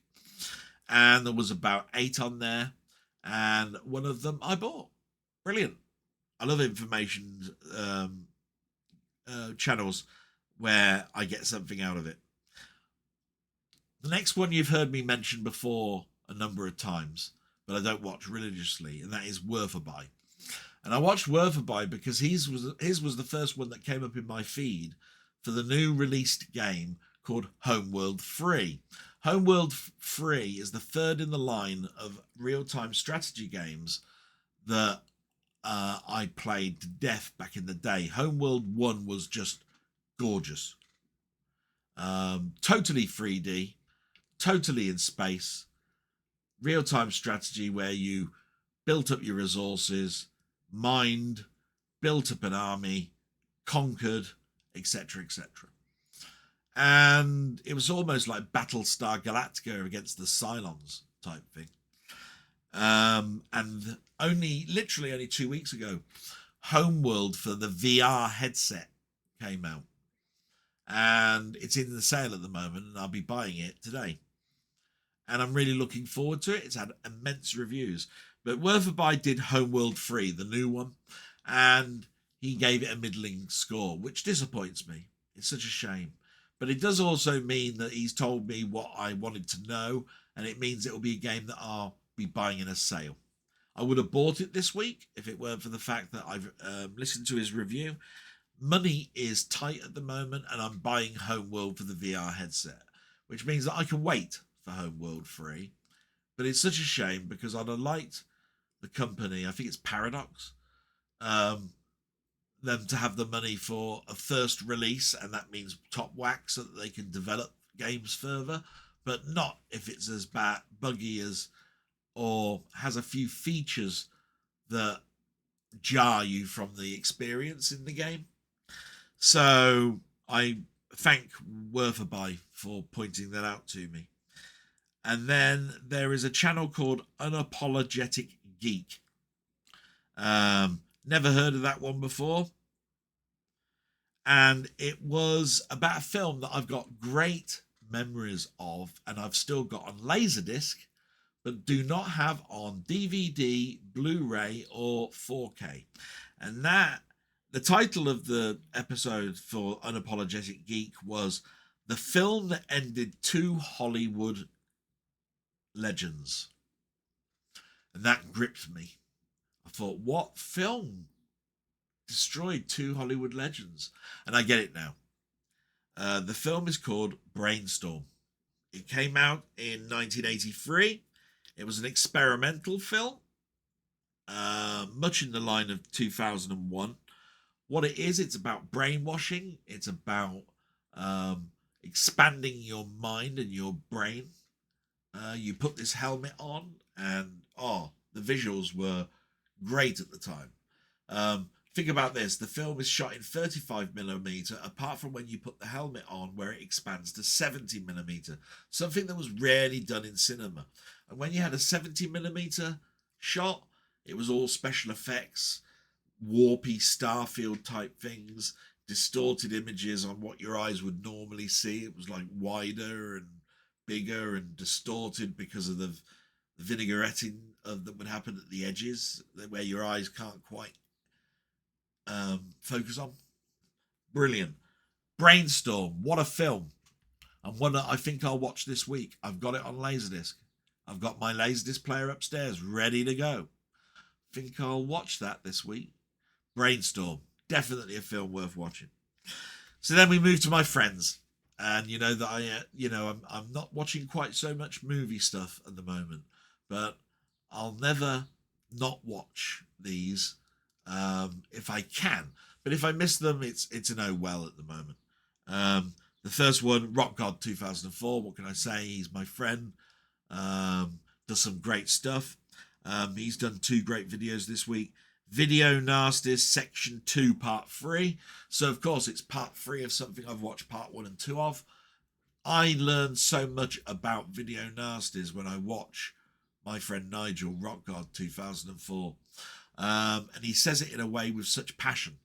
Well, you have to understand that this was his hobby. This was what he was watching. This is trying to watch the best version in a modern age, what you were watching on crappy VHS back in the early 80s. Brilliant. I can't stress how good and how worthwhile it is watching that particular episode. And then you've got he had a new bootleg picture disc of an Iron Maiden album. Not so much interest for me on that, but still, I'm learning about Iron Maiden. I bought a box set of Iron Maiden albums. I need to go back to that. I haven't watched them since Nigel and I have sort of like stopped talking a little bit. But he's got his own issues at the moment with his health and his things going on in his life that I don't hold any grudges. It's just I miss the old bastard talking to me. We move on then to Euphoria Pictures, which is my mate Keith in Ireland. you know what I've said about him in the past. It's just such a glutfest of pure picture and sound and information, right? The production values, therefore, are incredibly high. He did an unboxing of a friend's gifts to him.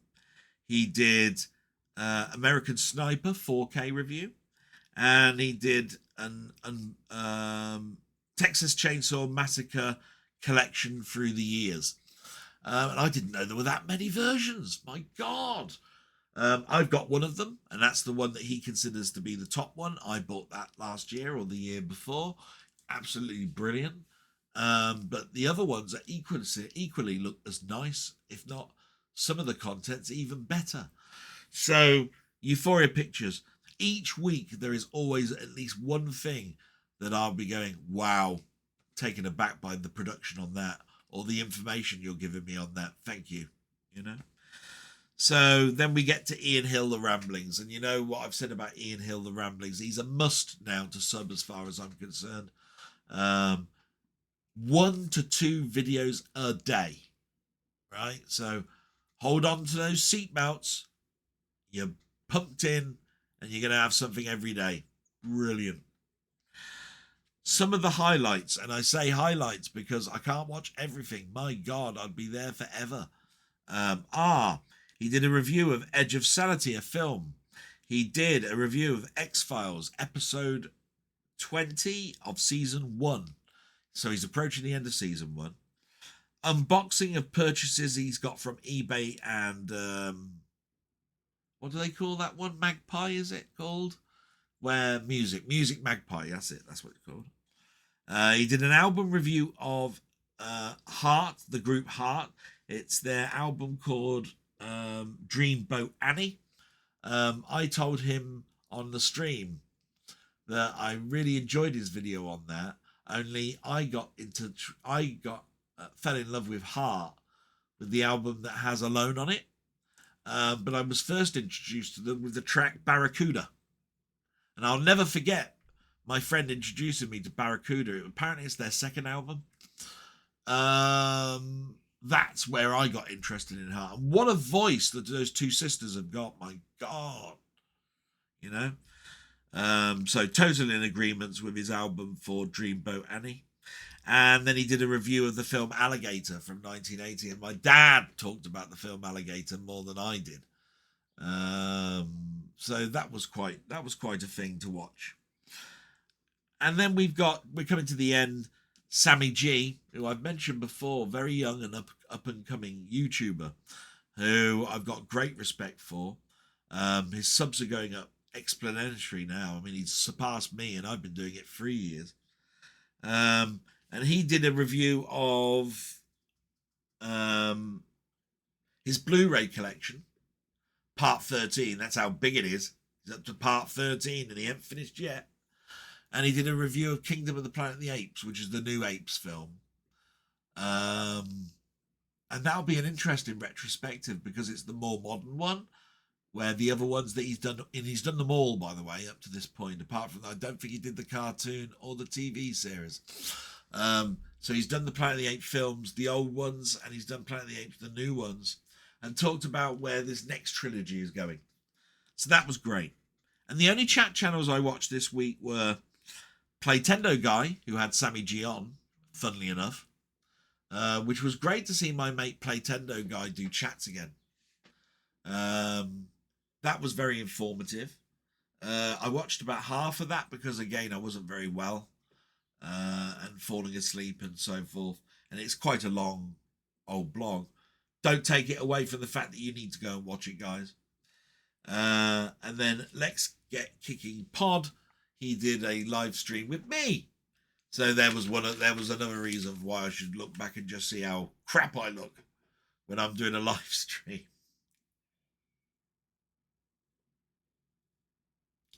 And now we move on to the last one, your YouTube. And as you know, every single one of these are blinders. We've got Down the Rabbit Hole, who did a Nintendo DS game highlight called Invaders. Invaders Extreme, I think it's actually called. The interesting thing about this one is unlike the other releases that were also out for handhelds and consoles at the time, this one came with a rumble pack, which came free with the game, and you plugged it in and it made your console, the handheld, vibrate. What an interesting idea. And because people bought that, then there could be people that would write code for it for other games. So it was great that a company actually had the idea of putting in a piece of hardware that could also be used for other games later on. Brilliant.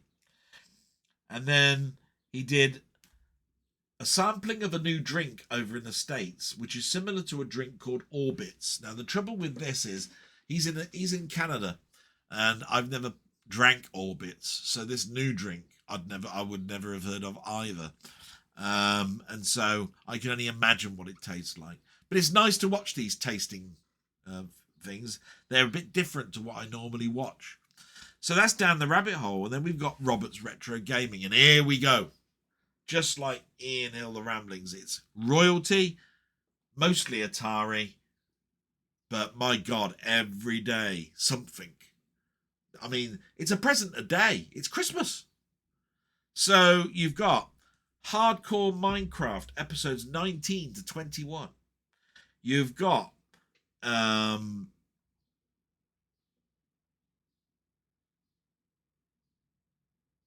installing Batasera. That was interesting. It was his first video I've seen that's like an hour and a half long.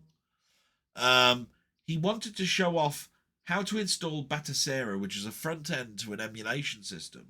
And he was doing it on his new PC, which has got a processor called an N100 CPU in it. It's usually a rack mounted server piece of equipment, but he thought how well that would do for having a console emulation device that he could hook up and do videos on. And that worked out incredibly well. My God. I mean, I've got Batasera on my small form factor PC, which is bolted to the strap to the back of this monitor, believe it or not. So Batasera is quite popular, really quite good front end. He did an Atari ST game called Megaroids, which I was quite interested in. That wasn't too bad. He did a C64 game called Centipede and Crystals of Zong. That was very interesting because it's Commodore 64 and I remember both of those games. He did a Spectrum game, Journey's End, and Warlock of Firetop Mountain. Warlock of Firetop Mountain is well known to me. Seen it a million times on Steve's channel and whatever. So nothing new there, but it was fun. He did an 8-bit Atari game called Ion Roadway, which was interesting. And it was the only 8-bit of that week. But taking that away, you've seen how much other content was there. So brilliant. Salute, my friend. Absolutely gorgeous. And I look forward to our next chat.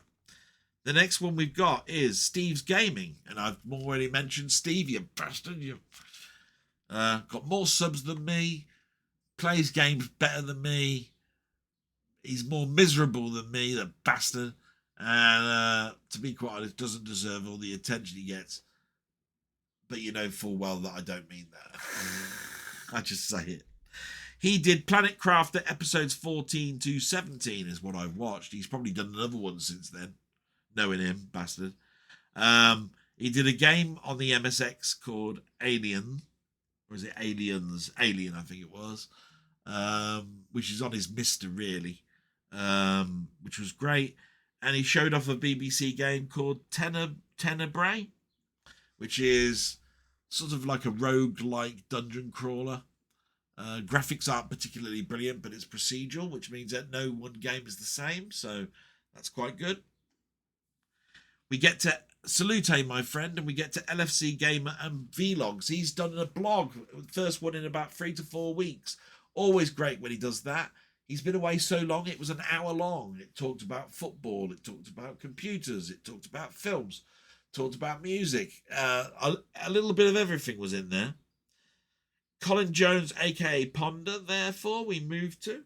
And he did a Discord Discovery channel video of Pengo. So he played Pengo to death just to see how he could get on with the game in an hour. And he did a casual mode legendary game, which basically means a game played on long play and see how far you can get. And it was Legend of Wilf, which was very, very entertaining. Then we got 20th Century Gaming, who I've mentioned before in the past. He did a Commodore 64 live, and he did a Navy Moves long play, for which I got great enjoyment. I haven't played Army Moves in years. My mate Denny finally pulled his finger out of his backside and got a video out. And what a corker of a video it is. His title of his show is Retro Control Center. So just do a search for that. And he did a retrospective of the Commodore 64 version of Whizball. But it wasn't just the Commodore 64. This is where it breaks off and I go, wow, you did well. Because he basically did a comparison of all the ones out there, Spectrum, PC, Amstrad, and gave a critique for them all. Brilliant. Definitely worth a watch. Then you got Seb's Place, who I mentioned before earlier on as well. He did a reminder of the Crash Smashes. That's the magazine called Crash. The Crash Smashes were games of a certain percentage, like 80%, 90%. Absolutely fantastic. And then we get to my old mate, Mamemeister, who basically did a Nice and Nasty with someone called Michelle. I think that's Kensett. You'll find it anyway if you just search Nice and Nasty Michelle, which was brilliant. He did a retrospective of a game called Droid on the Atari ST by his friend Geno6. And then he did a Friday waffle on Thursday with me where we discussed life, the universe, and everything. And that is all of my notes. We're now going to go through some of the titles that have arrived this week. So I'm going to change the camera.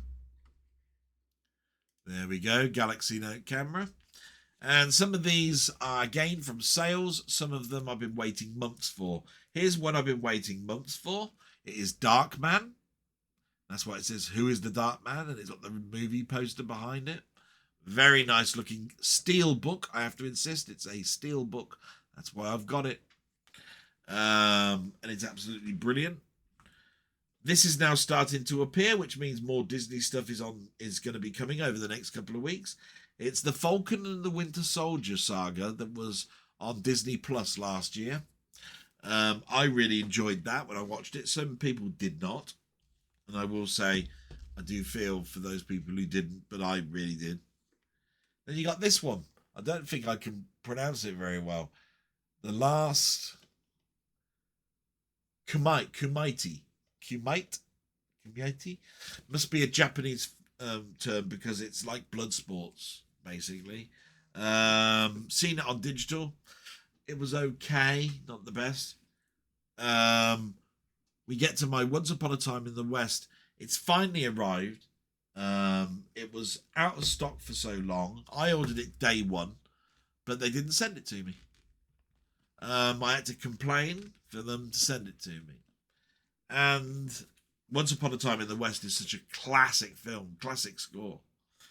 And the last one came in its own box. It had a box with this box in it.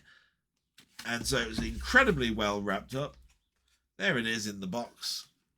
American Sniper, Steelbook, directed by Clint Eastwood and starring Bradley Cooper.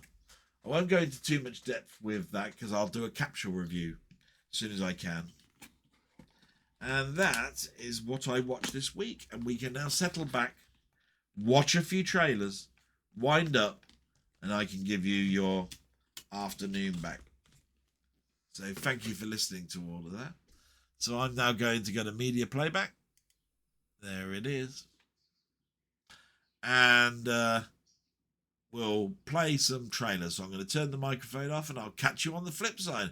I hope you enjoy these trailers and I hope they don't get any copyright strikes. Ooh.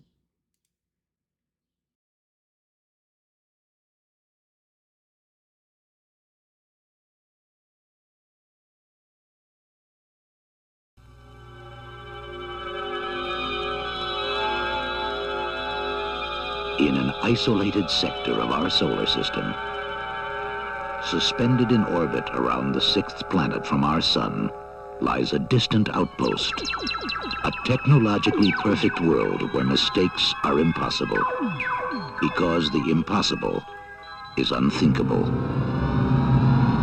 It is called Saturn III.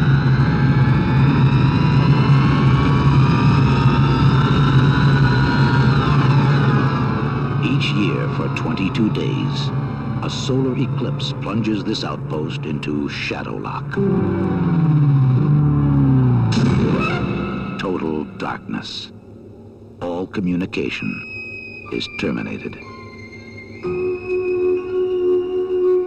This year, the inhabitants of Saturn III are about to experience the unthinkable. A nightmare so perfect it could only have been made by man. Captain, Major, this is my partner.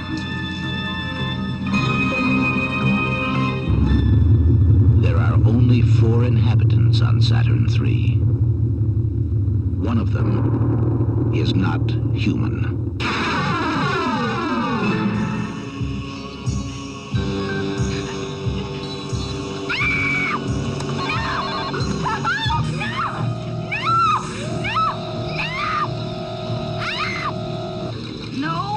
Don't let him touch me! Do as you're told, be still.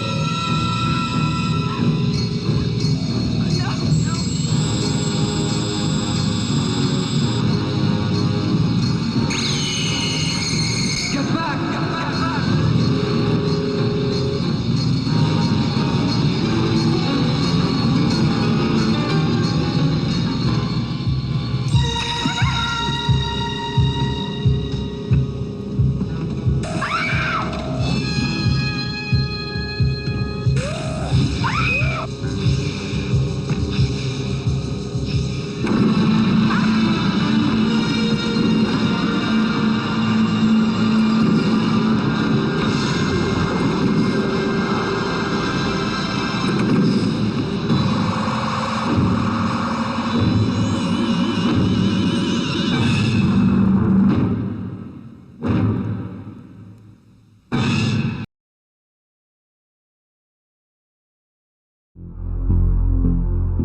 You're champion many times over. I can get you in a tournament. I'm talking about a real-life kumite in Eastern Europe. It's such an honor to see so many champions in one place. All of you have been selected to participate in the kumite. What if we don't win? You really want to know? My undefeated champion. This is Draco. My wife is being held hostage, and I'm being forced to fight in a kumite. Draco? I can't beat him. You don't have to. You just have to survive. Has anyone ever come close to beating Draco? No. There's one man I believe knows how. Oh, there's a bunch of people with a lot of money looking for some entertainment. And Ron Hall is brought there too. We're just their entertainment. No, we're more. Let the battle resume!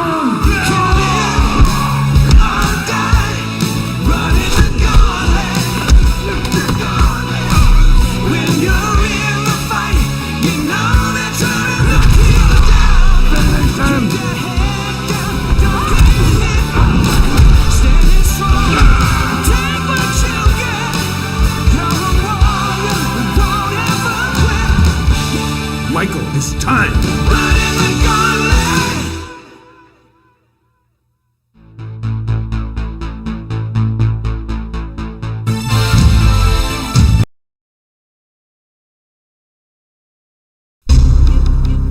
Somewhere in the city, a brilliant scientist is on the verge of an amazing discovery. The cells, they're holding. They're stable. Finally, we can replace damaged skin tissue. Then, no foolish heroics, if you please.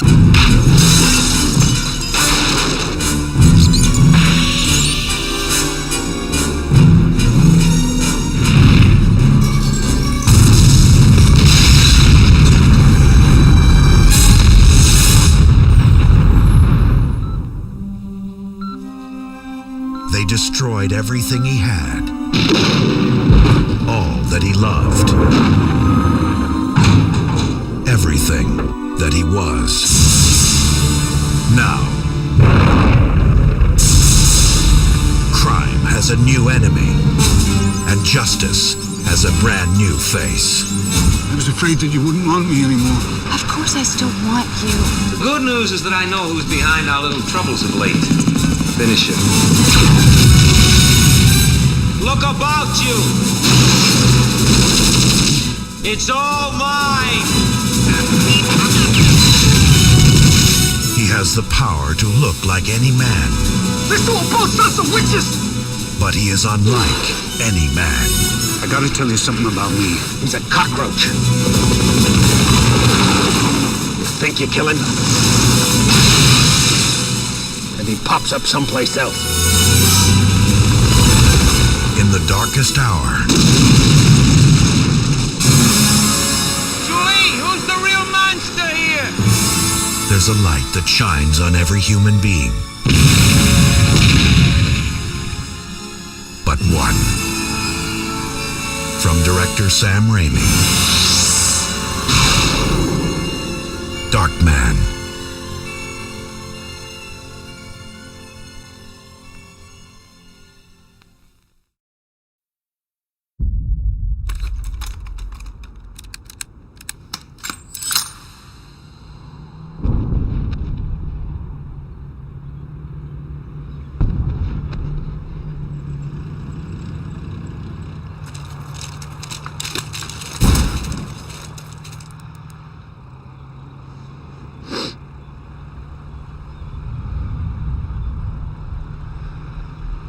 I got a military-age male on a cell phone watching the convoy over.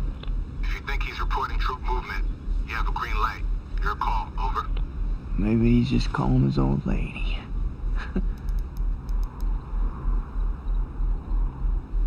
He stepped off.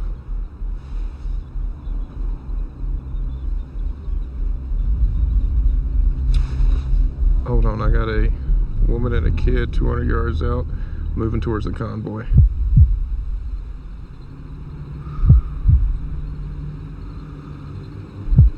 Her arms aren't swinging, she's carrying something.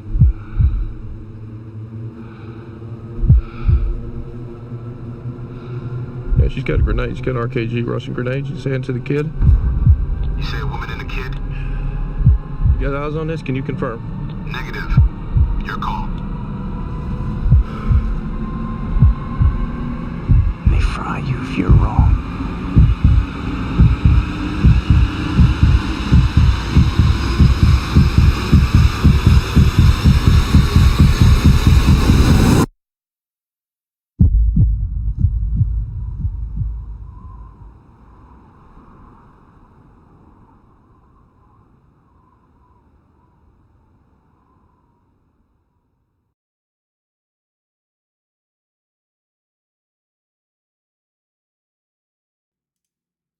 And there we go. Now, that last one, I believe, is how you make a trailer. It just about tells you what the film is about by little bits of flashback, but with menace of a particular point that an American sniper must go through in wartime. And I didn't know, I couldn't quite remember if I showed you that this came in a box within a box. And it's just gorgeous steelbook. I mean, it's just so lovely. Gorgeous. Really looking forward to that one. Clint Eastwood films I really enjoy anyway. And I've already got the plastic casing for that one for me to watch. So I think I'll watch that this evening. And just lastly, just to show Once Upon a Time in America again, Once Upon a Time in the West again. Story behind this one is that everybody knows how much of a how much I love this film. One of my dad's favorites, so it's one we watched together. I ordered this day one of pre-order. It started going out to people's houses last Thursday, and I thought all mine wouldn't be too far away. It got to Tuesday and it was sold out everywhere, and mine was still listed as not dispatched. And the Amazon website said, we don't know whether we'll be getting any more of these in or not. My friends started to do unboxings of this. So I phoned them up and I said, I'm a bit concerned. I've been a big customer of yours, Amazon. And I tell you what, I pre-ordered this through you because I thought you would be the one company that would be able to get this to me. I'm going to be very, very unhappy if you don't fulfill my order. So she put that note on, and that was Tuesday night, and on Thursday night I had the dispatch order 2 days later. But still, why is it that so many other people were getting it and I ordered it day one? I mean, it literally was in like the first 2 hours of it being going up for pre-order. And I could have gone to HMV, could have gone to Zavvi, could have gone anywhere. But I chose that one because I thought they'd get loads. They really will be one of the major distributors of it. And there I was waiting a week later for it. The reason you didn't get a clip of it, by the way, copyright. I believe if I'd have shown it, I'd have got a copyright strike. Because the score is so memorable. But I've said about it now, and I hope that is a good enough way to end this blog. Thank you so much for watching. I've actually had a ball. Loved it. Sun's still out. I'm going to enjoy the back garden for a bit. I'll have my results next week. Maybe things are going to be on the up. I'm going to try not thinking of negatives, but do remember my brain at the moment, including today, is of worry. Worry, loneliness, how I'm going to handle it. Am I man enough to handle it? Sometimes I don't think of myself as being a man. I should be stronger than I am. I always said that I never had the looks, but I had brains, and the brains will see me through where looks couldn't. How wrong I've been these last few months. And with that, salute. Thank you so much. Bye-bye.